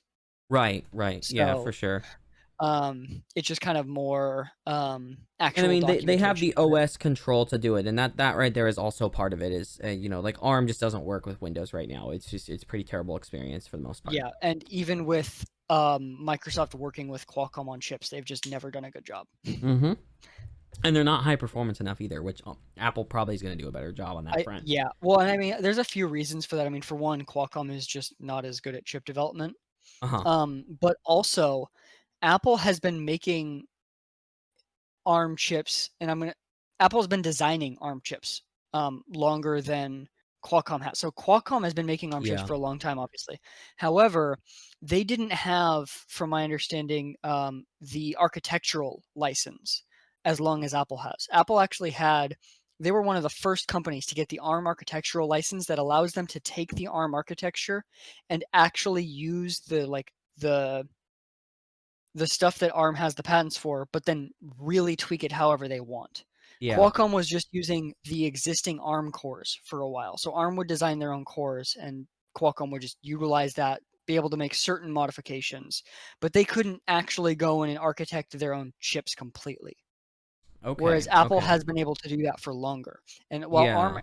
does have the architectural license now, and I think they have for a couple of years or several years, that's just the type of thing that's like even 5 years of having that architectural license means only 1 or 2 years of having been released chips and having had feedback on those chips from real world market. Yeah. And so Apple is naturally just gonna have more experience than Qualcomm in really making their own chips.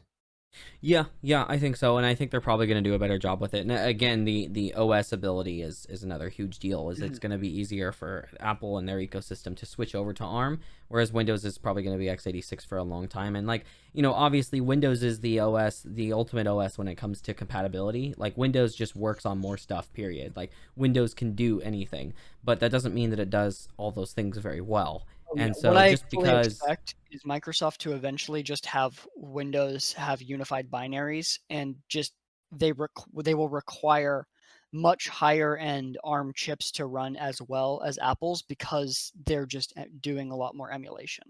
yeah, because there's going to be some x86 emulation in there. And like x86 isn't going anywhere. Like I do feel like there's some misconception that ARM and other RISC style computing like that is going to be like taking over. And like no, it's specific, and Apple is in a position to be able to do it. It wouldn't make sense for Windows to just like go full in on ARM. What Windows can do is have a Windows 10 version, which we already have, of that is running on ARM natively instead of being emulated. But then any x86 stuff you get still has to be emulated, and the Windows Store can have an ability to sort applications by ARM based.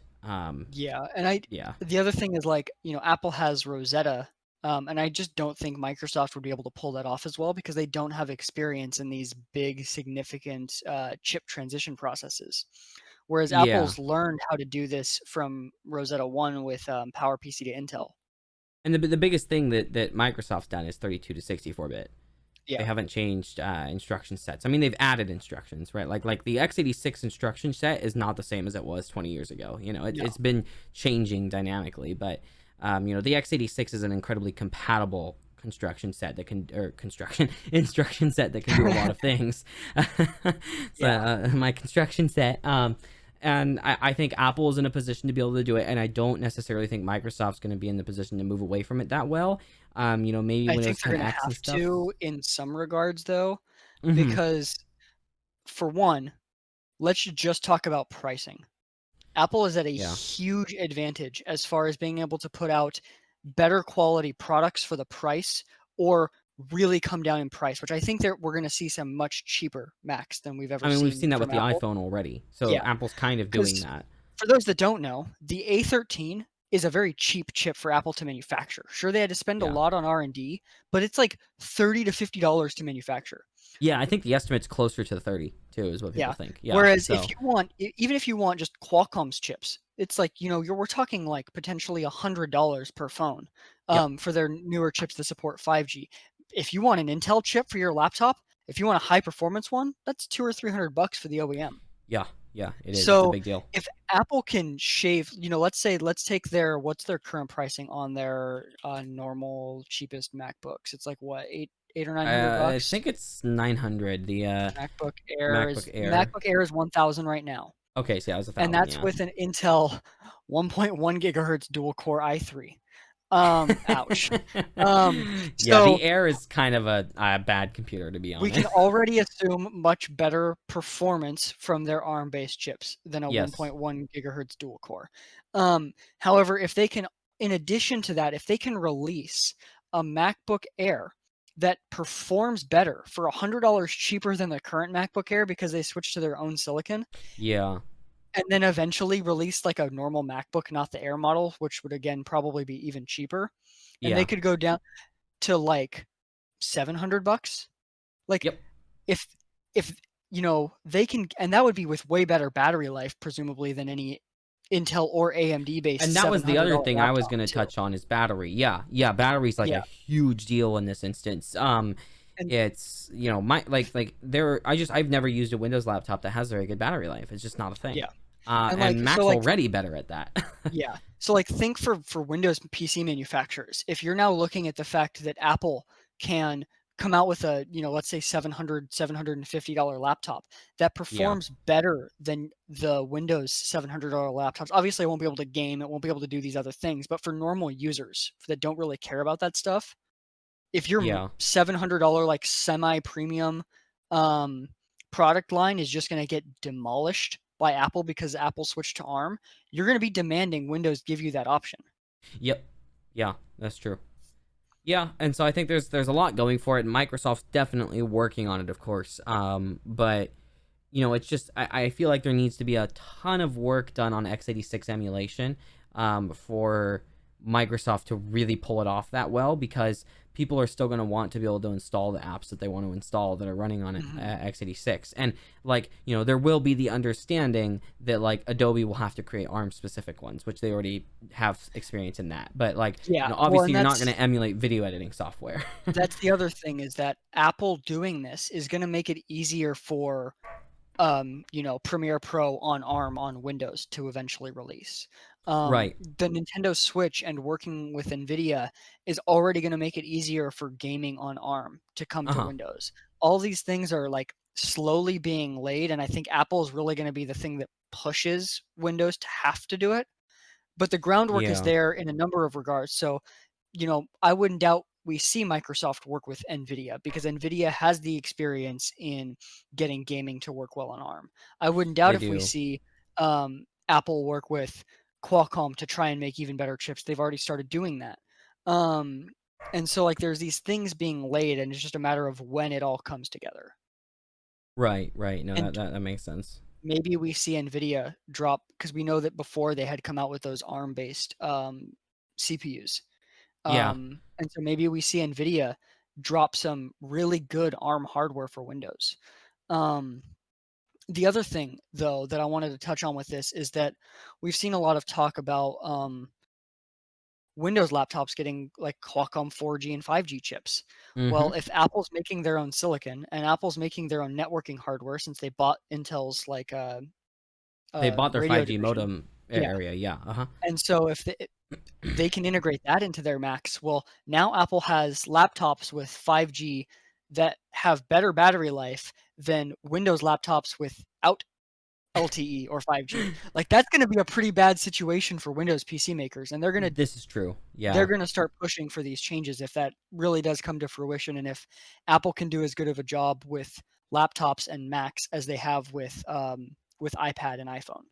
Yeah, no, definitely. And so it puts Apple in this situation where it's like, I don't know. I feel like the markets are changing in terms of what makes the most sense for a mobile setup versus what makes the most sense for like a mobile extreme high performance setup versus like a desktop workstation setup. And then gaming obviously still just Windows, but like I feel like we're seeing you know Apple is doing a absolutely fantastic job with everything mobile.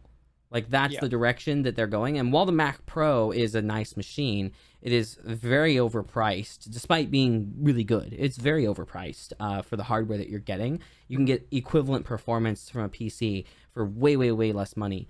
And so like that's the area, like obviously my PC setup here for doing video editing, for doing the podcast and stuff, that is all the kind of stuff that I'm going to continue to do on PC.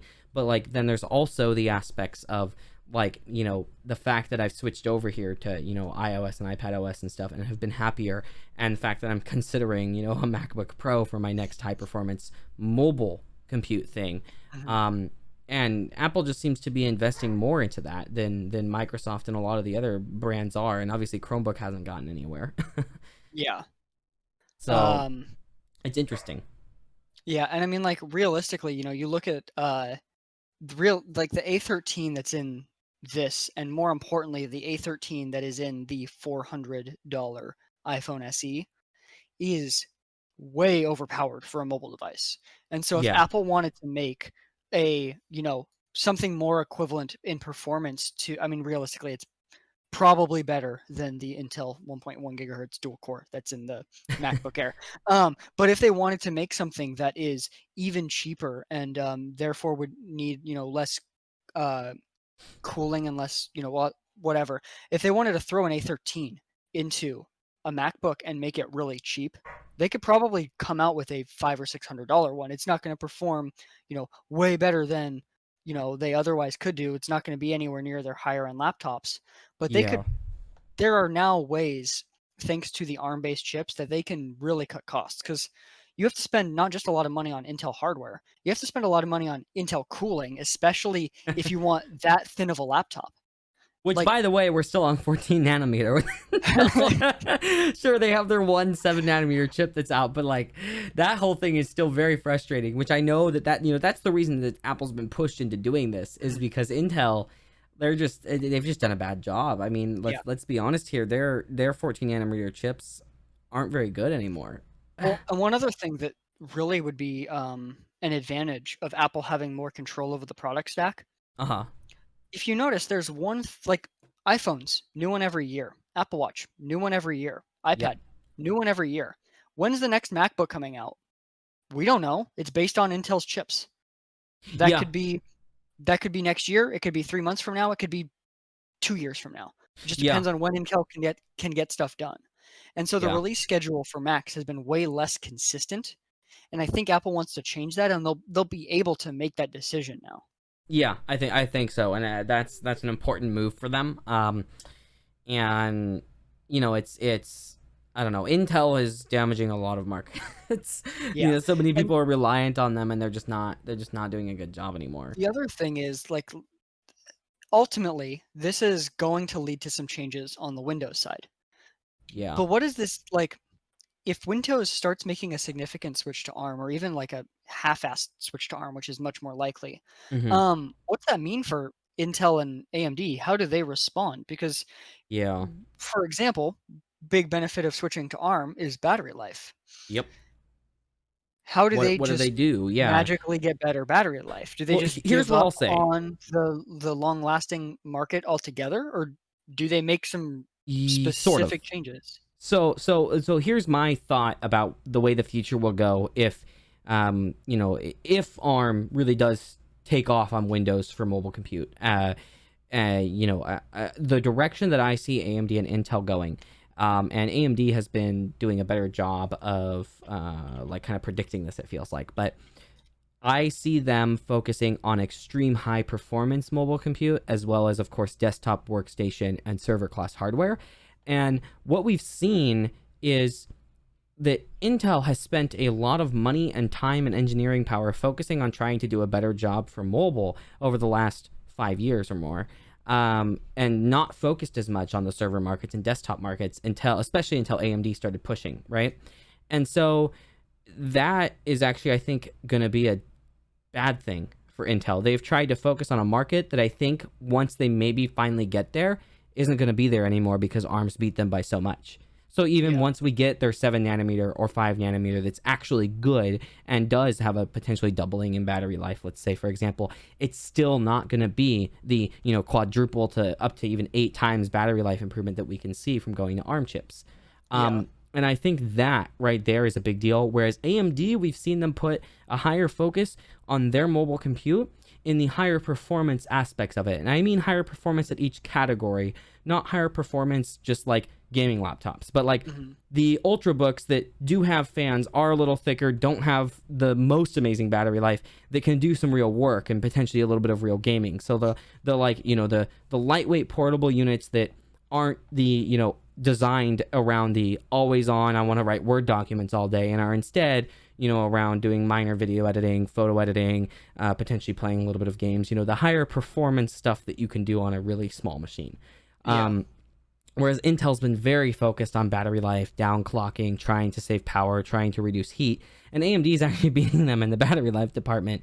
Their silicon's just better right now, and Foveros and stuff may help Intel with that, and they've invested a lot of money in that. But again, I think it's kind of the wrong focus for them, and Hmm. so mobile is a huge market, and I think that Intel should have instead continued to focus on improving core counts, improving desktop and server compute instead, and predicted better what ARM was going to do to the mobile compute market. Yeah. And I think the other thing is going to be like, it'll be interesting to see how AMD and Intel try and make money in other ways. So Yeah. the next thing that we'll talk about is Thunderbolt, which is an Intel thing. So Apple is still going to be using Thunderbolt going forward on their uh, um, Apple-based silicon chips. Mm-hmm. Um, so Apple is still going to be using Thunderbolt on their in-house ARM-based Apple Silicon Macs, and that was surprising to me. Although I guess now that I really think about it, it's not too surprising. Mm-hmm. Especially since Apple did help develop the Thunderbolt standard. So they're probably getting a better price on it than anybody else would because they helped develop it. I would hope that Intel was giving them a discount. Yeah, I would hope Um, so. because for those that don't know, not just do you have to license it, you have to buy Intel controllers to make Yeah. Thunderbolt work. Um, although, from my understanding, Intel's 10th generation chips, I think, will have the controller built in. I So believe that that's might the plan. Yeah. change. Yeah. Yeah, that's what I mean, we'll see if that ends up being true, but that's what it looks Well, like. they mentioned it in the Thunderbolt 4 video.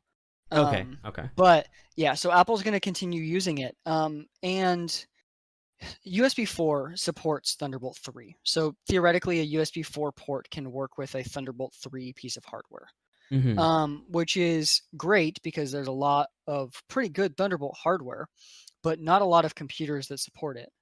Right. But the reason that I think that this makes sense for Apple to do is that USB 4 is still not super consistent. Mm. Which is So not surprising for USB in general. It yeah, has not had any consistency to it for a while. yeah, like even Thunderbolt has like a minimum and a maximum support, but it's it already was on Thunderbolt 3 much narrower than Mm, USB 4 will be. So USB 4 you can buy a USB 4 cable that only supports 20 gigabits per second versus the 40. oh, I see. Okay. And that alone is a huge thing as far as simplicity and of anyone to focus on. We want to just have consumers be able to buy and it just work. It's going to be Apple. Mm-hmm. Mm-hmm. So, um, really though, I'm wondering what this means for Thunderbolt-based PCI expansion and specifically Thunderbolt GPU expansion. Yeah, Am that'll I be going to be able interesting. to use a 3080 Ti on my ARM-based MacBook Pro? Like that would be really interesting. Yeah, and I don't how know. would games run? I can't wait to see the I think experimentation on it. most wouldn't. I think games are still going to be x86 based. Yeah, but that's what Rosetta's for. That's true. That's true. If it's good.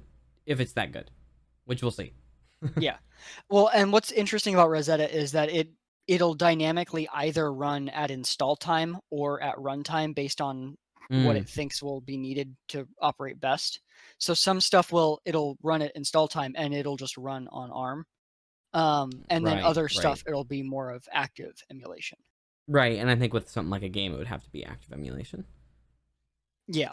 Yeah, so we'll see how that Um, goes. but to talk more about Thunderbolt and kind of how that's changing, Thunderbolt Yeah. 4, um, pretty a weird upgrade. Not really what I expected. Mhm. In fact, if this was USB dropping this update, it would be USB, like let's say they did it for 3.2, it would be 3.2 Gen 2 version 2 or some bullshit name like that. It wouldn't be a full number Yeah. version or even a decimal. Oh, Um, USB. Anyway. yeah. So Thunderbolt 4 is mainly focused on improving consistency and just general refinement rather than being a massive like spec upgrade. Mhm. And I think that was like a partially conscious decision in that they wanted it to be more compatible with USB 4. Could Um, be. but because the max speed of both is the same. Yeah. So theoretically, a Thunderbolt cable for just data transfer should be able to just work on a USB 4 device. You just Yeah. can't take advantage of the Thunderbolt features and presumably can't use a Thunderbolt 4 based like SSD, for example, on USB 4 because it wouldn't have the controller, Right, would be right, my right. assumption. But the way that this works, so all Thunderbolt 4 cables have to support the full 40 gigs per second. You Okay. can't have like a Thunderbolt cable that's running at 20 Mhm. gigabits. However, they also did some things like Thunderbolt 3 supported multiple 4K video streams, but you could potentially have cables and devices that only, I think more so devices that only supported one. Yeah. Whereas they're doubling the minimum video and data requirements for certain things. So any Thunderbolt 4 device will be required to support two 4K displays or Mhm. one 8K display at minimum. Okay. No Okay. matter That's cool. the bandwidth allocation that they have available, they have to be able to support that. Okay. In addition to that, the Thunderbolt 3 spec had a minimum 16 gigabits per second for PCI Express, whereas now the minimum is 32. So you will for sure be Oh. able to get better or more consistent support from your, Thunderbolt cable for PCI Express devices. Okay. Okay, that's cool. So, That's probably gonna help with eGPUs and stuff. Some of the yes. bottlenecks that have happened there. So that'd be really nice. Yeah. Because like eGPUs, that's one of the things they've been suffering from is you do have a really pretty bad performance reduction on most of them if you want to go high Mhm. end. So Yeah. I like that. That's cool. In addition to that, one thing that they are doing is making it so that if you have a thin and light notebook that requires less than 100 watts to charge Mm-hmm. and it supports Thunderbolt 4, it will be required to have at least one of those Thunderbolt ports support charging. Mm-hmm. So, Okay. for those that don't know, Thunderbolt can do 100 watts of data. Which is USB, enough anything with for USB power delivery can, but yeah, yeah. Thunderbolt spec Also. is power delivery. Yeah, Um, yeah. And that's and great. And I mean most machines that's enough. yeah, I do like that. I mean, like, my Alienware only has a 240 watt power brick, right? So that kind of gives you an idea of what you can do with 100 watts. If I've got a 2080 Max Q, and a 6-core Intel chip in there, right? hmm And so, yeah, I want to see more of that. And so I like that that's a requirement, actually. I think that's really important because USB-C all the things, which let's do hope that happens with the next iPhone, even though it's probably not. I Um, doubt it. Yeah. I doubt it too, but Um, yeah, that's nice. and then another requirement that's a nice addition, um, and most devices already supported this, but just for consistency's sake, Yeah. um, all devices that support Thunderbolt 4 will be required to support waking your PC up from sleep when it's connected to a Thunderbolt dock. So right now there's the issue Nice. of you could have a Thunderbolt dock or a laptop that can't wake up from Thunderbolt if you have like a Thunderbolt dock that has a keyboard and mouse connected. They will Right. be required to support if you interact with your keyboard and mouse like you would a normal computer to wake it up. It will have to be able to support that. Okay, that's really nice. I think that's really sweet. That's good. Yeah. And like, Huh. even now with USB docks, that's not a guarantee. No, no, it's And not. Yeah. so just having again further consistency on that is a good thing. Um, the other thing is that Thunderbolt docks will be able to have more Thunderbolt ports. So they'll actually support up to 4 Thunderbolt ports now.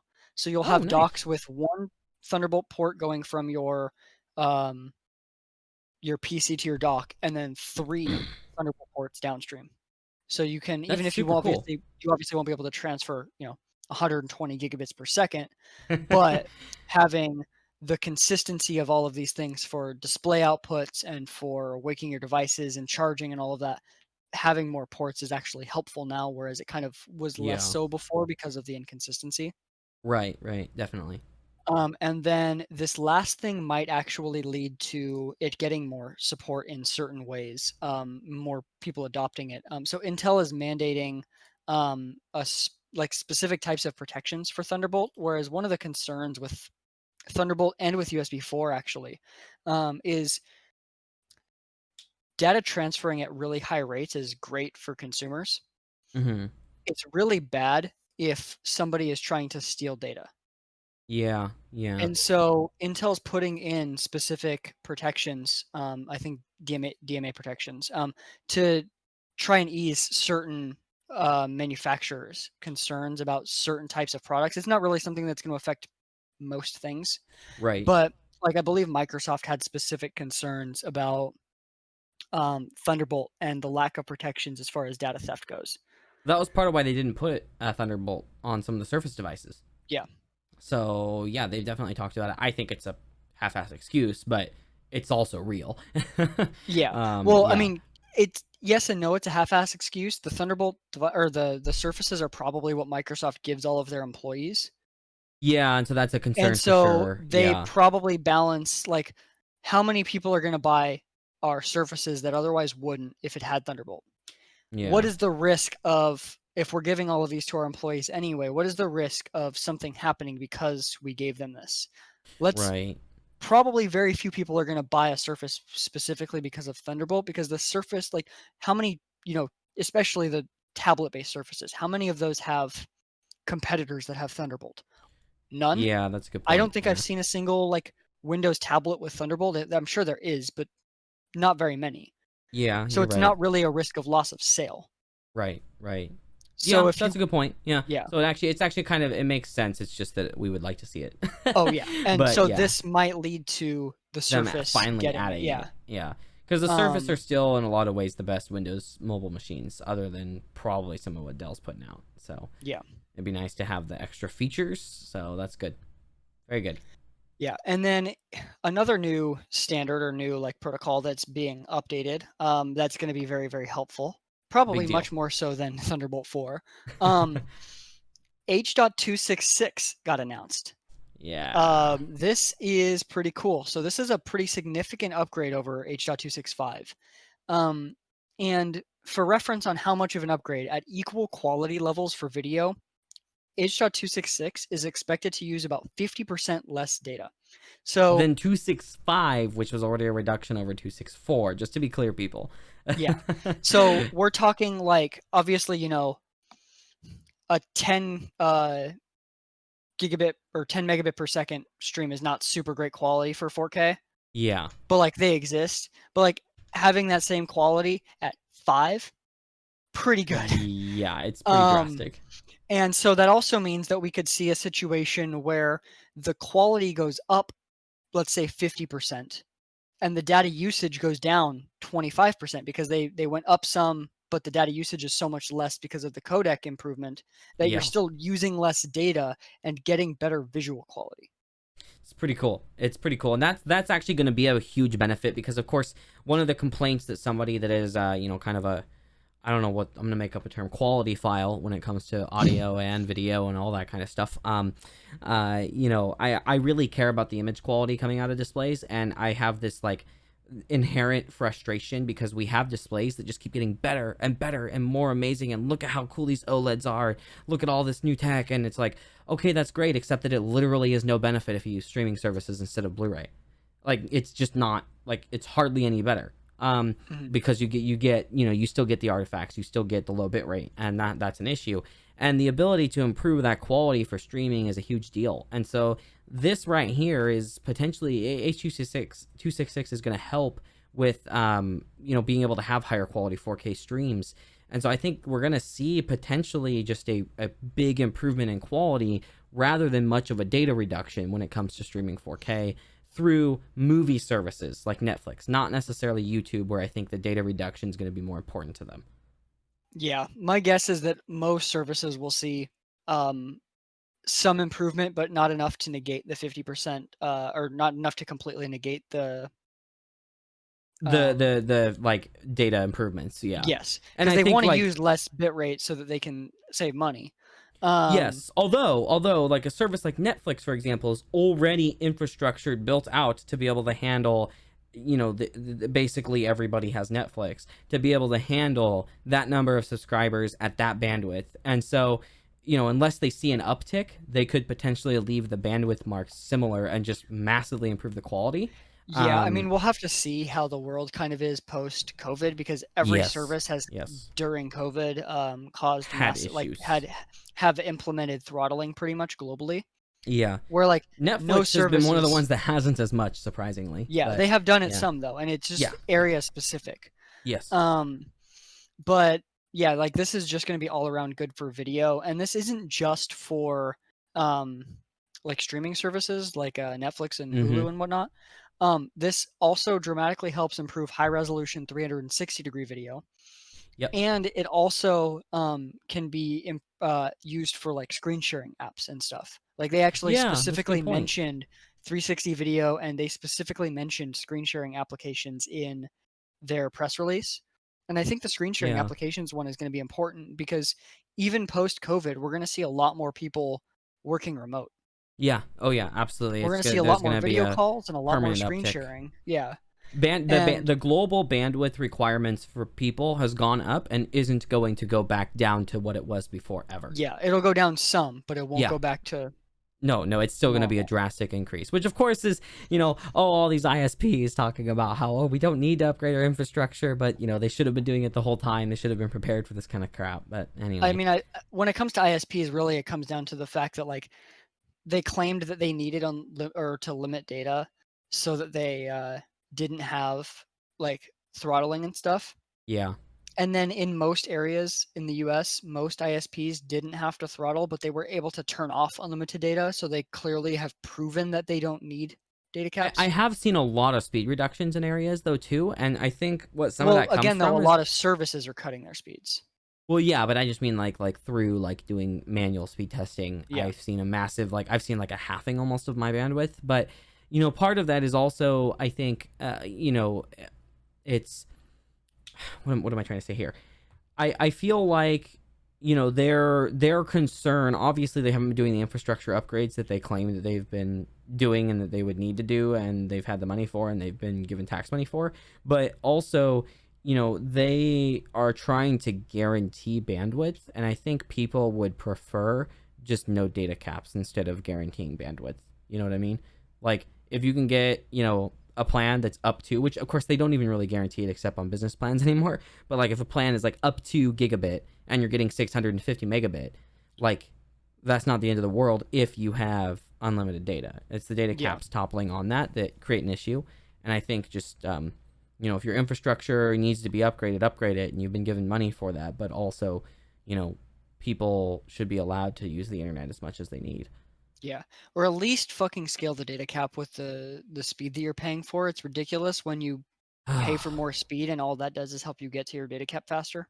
Yeah, it's dumb. It's stupid. Yeah. There's a lot of that kind of stuff that's frustrating, man. State of internet. Anyway. Yeah. But yeah, so this was made in partnership with Apple, Sony, Microsoft, and Intel were some of the main ones listed. I think Qualcomm was also one of the main ones listed. Surprisingly enough, NVIDIA wasn't on the list. Yeah. Um, and like no doubt they were likely somewhat involved, but they weren't one of like the main people. Which Yeah.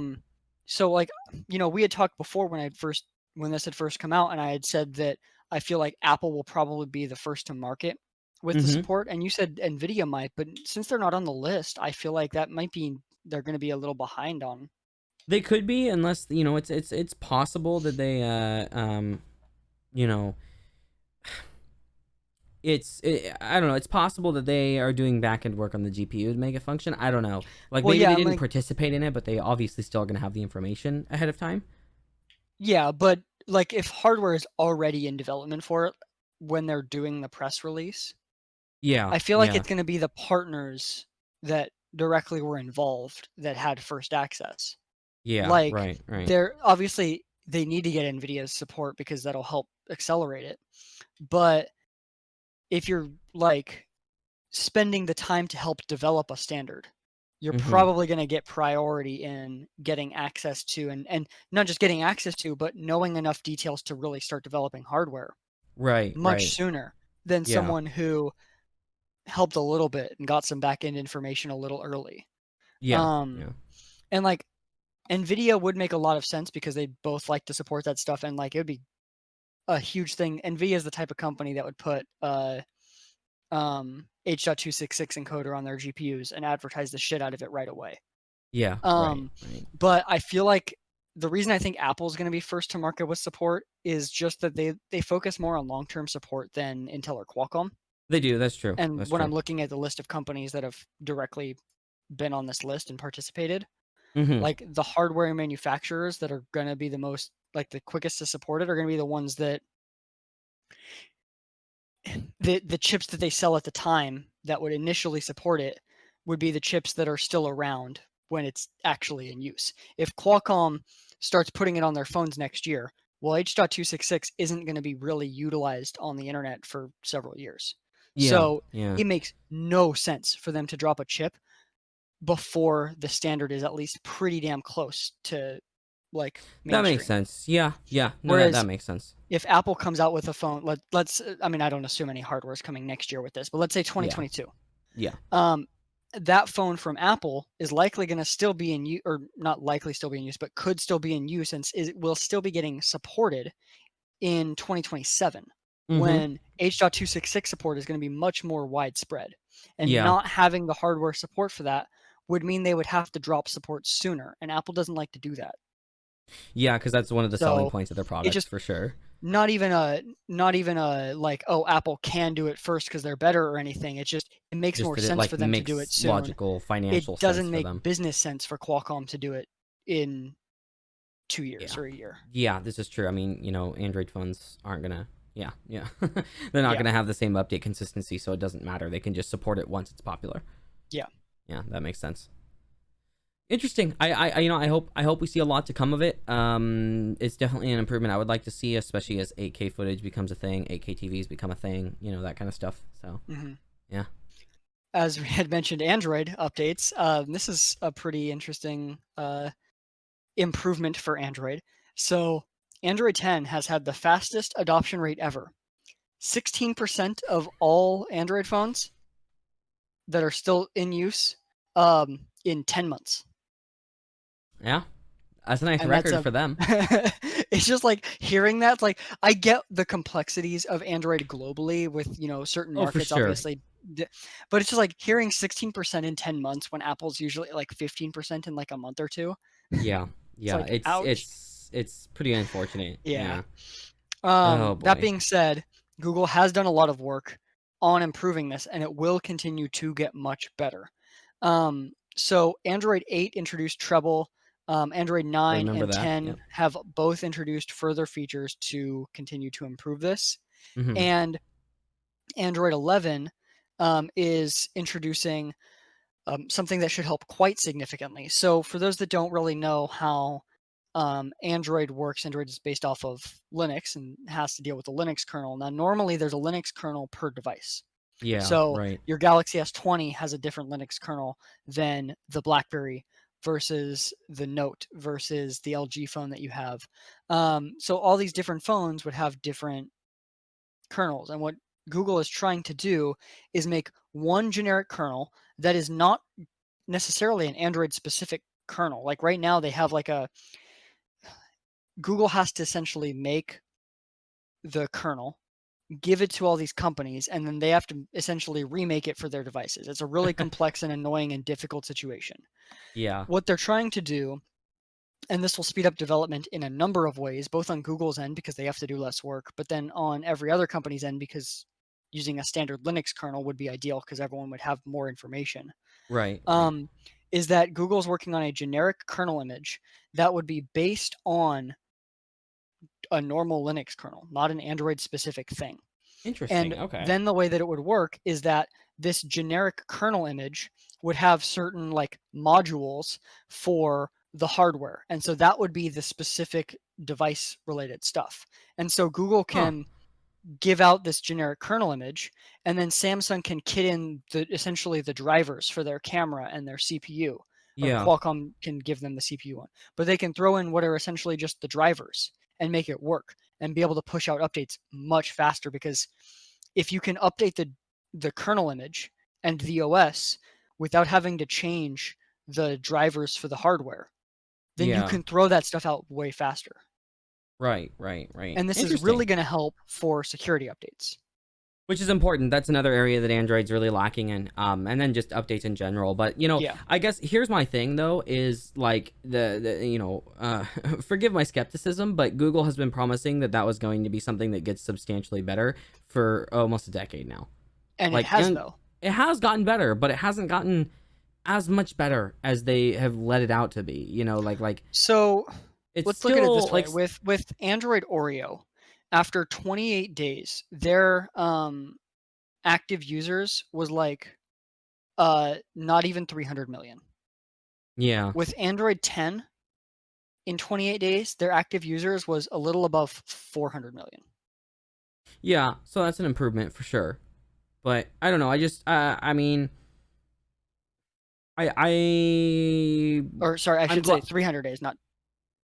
Yeah, I'm a little off on the, but it's like a almost doubling. Yeah, which is a big deal. But I just feel like I want to see more of this, and I'm glad Google's pushing it, and I hope this helps them really get in that direction. Because fragmentation's a problem. But I don't know. Some of the moves that Google has made to try and help with fragmentation has also, in some ways, damaged some of what I used to like about Android so much. Where every phone feels the same. It feels more locked down than it used to.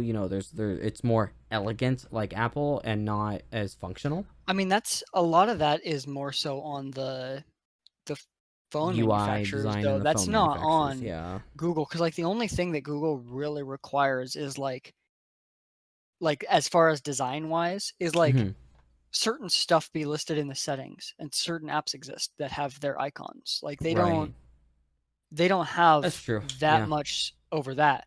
What they've done as of recent to make changes is, Treble that helps further separate the OS from the hardware. This generic kernel image that, again, further separates the OS from the hardware. Like, that's really what it comes down to, is that Google is trying to reach a point where they can update Android and ignore the hardware. And the closer they can get to that, then the longer that they can continue pushing out Android updates for phones, and the faster that those updates can go out. Now, they're never going to be in a situation where they're even close to as good as Apple is when it comes to update speed. That's just not ever something that can be expected. Yeah, because phone manufacturers push out the updates, not Google. Yeah. Well, and sometimes the carriers have to be dealt with too. The carriers have to always. Yeah. But anything they can do to separate from the hardware will at least improve the longevity, and will also in some ways help the speed, because if you're not changing anything with the code of the 5G radio or the 4G radio, then T-Mobile is going to be less picky about the changes. They're still going to look into everything, but their focus is on network performance and stuff pertaining to their network. And they have to do a lot of testing on that. And so if that just doesn't change from update to update, they're going to care a lot less. This is true. Yeah. Okay, well, hopefully it works out. Hopefully it's as good as they project it to be. Yeah, my hope is that we can reach a point where, like, within 2 more updates, it's 25% of users in 10 months. And then in, a couple more updates, it's 50% in 10 months. And at the very least, if they can reach, let's say, 50% in a year, I'll just say, that's going to be such a dramatic improvement from what they've had. And that's going to help obviously Google has been pushing as many of the new APIs into Google Play services as they can. Right. But they're really limited on that. And a lot of apps will never really fully take advantage of the new APIs for a long time, because it's going to be 3-4 years until phones can really, or, most phones have that support. This is true. And if they can reach 50% in a year, then apps are going to get better support and stuff like that. And that's really going to make a big difference. It's going to help improve Android a lot. Yeah. Okay. Very nice. Very, very nice. Yeah. So this one was interesting here. This next topic here. Um, yeah. So Uber basically just bought Postmates. Yeah, I like to say Uber ate Postmates. Uber, Um, I love it. I love it. so now this hasn't been approved, this hasn't gone through, but they've announced that they are trying to do this. Uh-huh. Uber has announced an all-stock transaction to purchase Postmates for $2.6 billion in Yeah. stock. What I think is a joke, though, in reading this, is that Uber is trying to claim that Uber Eats and Postmates are complementary rather than competitors that they are. Yeah. And they were trying to say this because they have different customer bases. Yeah, that's how competition works. Yeah, exactly. Well, and the only thing that really differs is Postmates is easier than pretty much anybody else to order literally anything from anywhere. You can send them to a mom and pop shop to pick up a creepy doll you left there and pay them for it. like you can Yeah. do anything with them. But that's the only real difference, and that's not what most people use it for, of course. And on top of that, again, that comes down to just competition. Yeah, exactly. Like, And that's been the thing the that's fact that helped it's set them apart. Yeah, and so it's the fact that it's there's features that Uber doesn't have doesn't make them complementary services. Right. They're Yeah. competitors. They're competitors. Absolutely. Most people will use Uber one. Eats because a restaurant is on there, or Yes. use Postmates because a restaurant is on there. That's like saying that Sony and Microsoft in game consoles aren't competitors. They're complementary because Sony has exclusives and Microsoft has exclusives. Yeah, it just doesn't. No. That's not how that is. No, they're very competitive. Yeah, so that was stupid. But the move makes me feel weird. I don't like to see more companies buying out more companies and more companies buying out more companies, et cetera, et cetera, et cetera. Especially since when it comes to the U.S. food delivery market, 95-ish% of the market is controlled by 4 companies: Grubhub, DoorDash, Postmates, and Uber Eats. So now we'll go from 4 to 3 if this gets approved. Yeah, which sucks. Which less competition. Yeah, we'll see what happens. When it comes to the T-Mobile and Sprint merger, there was a lot of talk about going from 4 to 3 in the competitive space. Now, obviously, that's a little different since that is essentially vital infrastructure, whereas food delivery is a luxury in most cases. Although it's more vital now than it was before. Yeah, that's why I said most cases. Yeah. But even then, generally going from 4 to 3 in any competitive space has been something our Department of Justice has tried to avoid. Yep. And with the T-Mobile and Sprint merger, they made it so that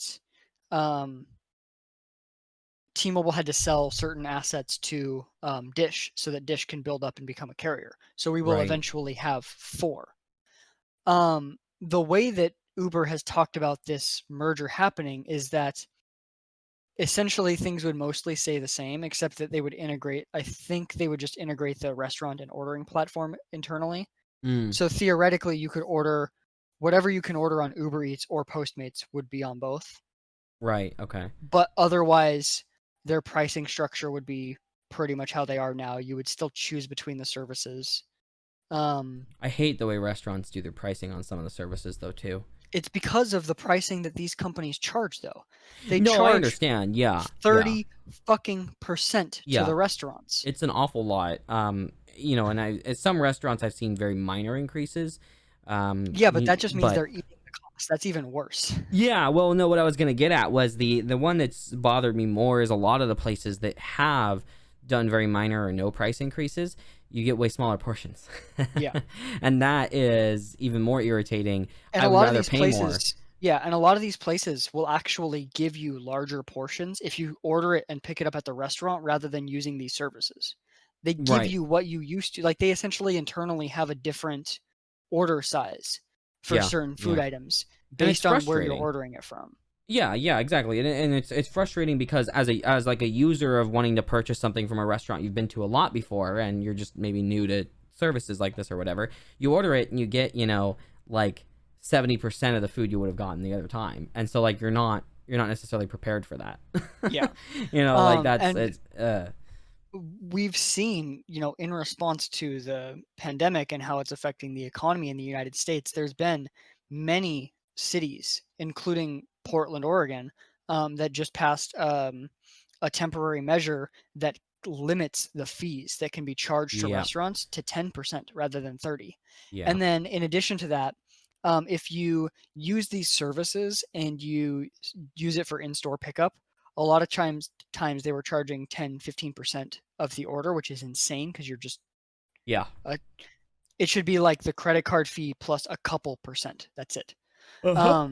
And so like in Portland, Oregon, near where we live, they've charged they've capped it at 5%. And that makes sense. But Yeah. again, all of this is temporary just because they Yeah. are trying to essentially utilize this as a stimulus to restaurants that are really suffering right now. Yeah. And they've done things like, again, in the Portland measure, they made it so that like Uber or Postmates can't cut payouts to drivers because of this. Mm-hmm. And so you'll probably in these cases see fees go up. Right. Whether it's the delivery fees or it's the processing fees or small order fees at higher thresholds or whatever. But at least at that point, what's going to the restaurant and what's going to you more. Yeah. Yeah, for sure. And like if a restaurant charges you, if they charge $10 and that's what they're expecting to get, like they get more of that. They get, 9 out of the 10 instead of 7 out of the 10.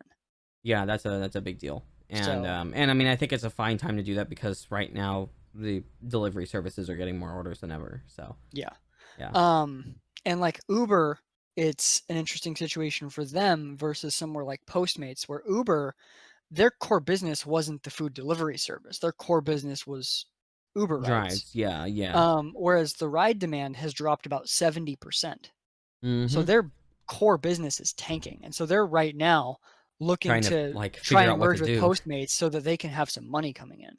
Yeah, yeah. Makes sense. Because from my understanding, Uber Eats, I mean, I don't think Uber Eats or Postmates are profitable on their own. I don't think so, but That's where less competition comes in, is that they can jack up the prices and be more profitable. yeah. Which I have seen price increases since the virus, by the way. I've seen noticeable ones. Oh yeah. Yeah. So, interesting. This next subject was interesting and kind of people were mad about it, but also like People are mad about everything. everything, especially if it involves Epic Games. Yeah. So Doesn't matter what it is. Sony announced, and this is Sony Corporation, not Sony Interactive Entertainment. I want to specify that because it means that this is not just pertaining to video games. Yeah. Sony has invested $250 million into Epic Games, which is only roughly a 1.4% stake in Epic. For reference, Epic has grown massively as of recent because when Tencent invested $330 million in them before Fortnite had blown up, Yeah. that was 40% of the company. Yeah. Now Pretty $250 insane. million is 1.4. That's really crazy. Yeah. It's remarkable, actually, to say the least. Now, first thing I want to say with this is this does not mean Epic Games are going to be exclusive to PlayStation at all. Yeah. Any potential ever discussion about exclusivity will probably not even take this into account Yeah. Yeah. at all. This is meant to be a Sony-wide investment. And what I mean by that is, like Unreal Engine, for example. It's easy to think of that as a game engine because that's what it's primarily made for. Yeah. But if you look at something like The Mandalorian, made by Disney, obviously not Sony, but that show used Unreal Engine in its production. They actually used a game engine for doing their CG. Yeah. It makes And sense for so yeah. with Unreal Engine 5 getting even more advanced, and like apparently this deal came after Sony saw the Unreal 5 demo and they were like, oh shit, this is amazing. Yeah. And so it's like if that demo that we saw looked that good running on PS5, Yeah, right. what can like proper video editing machines do if they want to do? Because like one of the things mentioned in this is real-time 3D events. Mm-hmm. Well, if they can do some real-time, much more complex rendering and then stream that stuff to people, like game streaming for shooters, obviously trash. Game streaming for, games in general is not super good still. But if it's like a 3D like concert, like Fortnite events and stuff, That's a little different. You don't need precise, like, super low latency. You just need it to Yeah. not feel bad for walking around. Right. Um, and as we've seen Epic get better and better and do bigger and bigger in-game events, Yeah. and especially during COVID, if we can see, maybe before the end of COVID, we see Sony work with some of their musicians on some kind of big Unreal Engine concert, Mhm. something like that. Sony will no doubt end up using this for their movies and Yeah. TV shows. Oh, definitely. Um, Definitely. and then on top of that, no doubt Sony Interactive Entertainment. I mean, they generally do a lot more in-house engines. Only a couple of PS4 titles were, or PS4 in-house titles were Unreal. Mhm. But it But could be more Unreal of them Engine in 5 the is a future. big step up from Yeah. 4. And Yeah. so there's more of a reason to utilize that. And if they have this deal in place, then it might be easier for them to, at a lower cost, maybe take parts of Unreal Engine 5 for their Right. engines. All these different things like that. But it's a smart investment from Sony, I think, because Epic is not going to stop growing. Like, yeah, sure, Fortnite is not as big as it once It's was. kind of stagnated a little too, though. It Yeah. didn't drop off as like that drastically, really. Yeah, it didn't drop off anywhere near as much as other battle royales. Yeah. Mhm. But even then, like the fact that we're seeing concerts and movies and political discussions in Fortnite as major events is Kind of crazy. wild, Yeah. and it Yeah. really That's shows the potential of the unprecedented. medium and long term. It does. Yeah. Absolutely. So, Absolutely. Very interesting. and then speaking of Epic, our last topic, is something else that Epic released. This is again getting into production of stuff, but this is really cool. Yeah. So they released what they're calling Live Link Face application for iOS, and what this is it takes advantage of the true depth cameras on the iPhone 10 and 11 series, and then the newer iPad Pros Mhm. to do facial animation in a similar way that you would normally have to do the mocap dots all over your face to do really like complex facial animations for games or for CG or whatever. Yeah. And being able to record that with your phone and make it actually pretty damn good quality. Yeah. Which, as a Um, small developer, that's a huge deal oh to yeah, be able this to is do going to that. be Yeah. really nice for not just for indie like game developers normally, Yeah. but for like independent filmmakers that might want to make something interactive. Yeah. Um, Yeah. because we've seen like one of the games shown at Sony's event was not actually made by a game development studio. It was made by an animation studio that actually had made the really really cool looking Majora's Mask animation. I don't know if you saw that a few years ago. Yeah. I believe it did. Yeah. Yeah. It was Yeah, pretty amazing. that Yeah. team made a game that was at the PlayStation 5 event. Oh. Um, Okay. yeah, and Huh. it's like you have these like art teams or these like filmmaking teams that might want to get into animation. They might want to get into, light interactive games or more serious game development, whatever. But Yeah. these different storytelling mediums than just filming it and editing it. And that Right. can be really difficult to do. And so anything to make that easier is great. Yeah. And Absolutely. facial animation normally requires rigs, cameras, all kinds of stuff. It's a lot. Um, and what's cool is that they're making it so that it's not just like you just record the data and you can put that in Unreal. They're making it so that you can actually utilize multiple iPhones in a rig and have one external device initiate recording. So you can do a conversation and have it feel much more natural because they're sitting right there in front of each other. Yeah. Right. Right. And so you can do all kinds of things since you can, run multiple devices from one external device. One command Hmm. can activate all of that. That's pretty crazy. That's pretty Yeah. crazy and amazing. Wow. I love it. So I really feel like Epic has, as of recent, done a good job at bringing really good tools to um, indie developers and indie teams in a much better way. We've seen Hmm. how they changed their fee structure for Unreal 5 to be where you don't pay anything until you've made $1 million in a year. Which is just Um, like insane. Yeah. And so Yeah. it's like you pair that with this to make animation easier, which is a really difficult thing for a small studio. And then you pair that with some of the Unreal Engine 5 improvements like their lighting system and their texture scaling and whatnot. So you don't have to spend the time to make LODs. You just get one asset for that item. Right, right. And it's like you've now made animation, art, lighting, programming, and finances all easier because of Unreal Engine 5 and the external stuff that they're doing. I think That's we're gonna most see a of game lot of development. growth. Yeah. Yeah, yeah, that's a big deal. So, wow. And I mean, they're doing a lot of amazing Unity, stuff.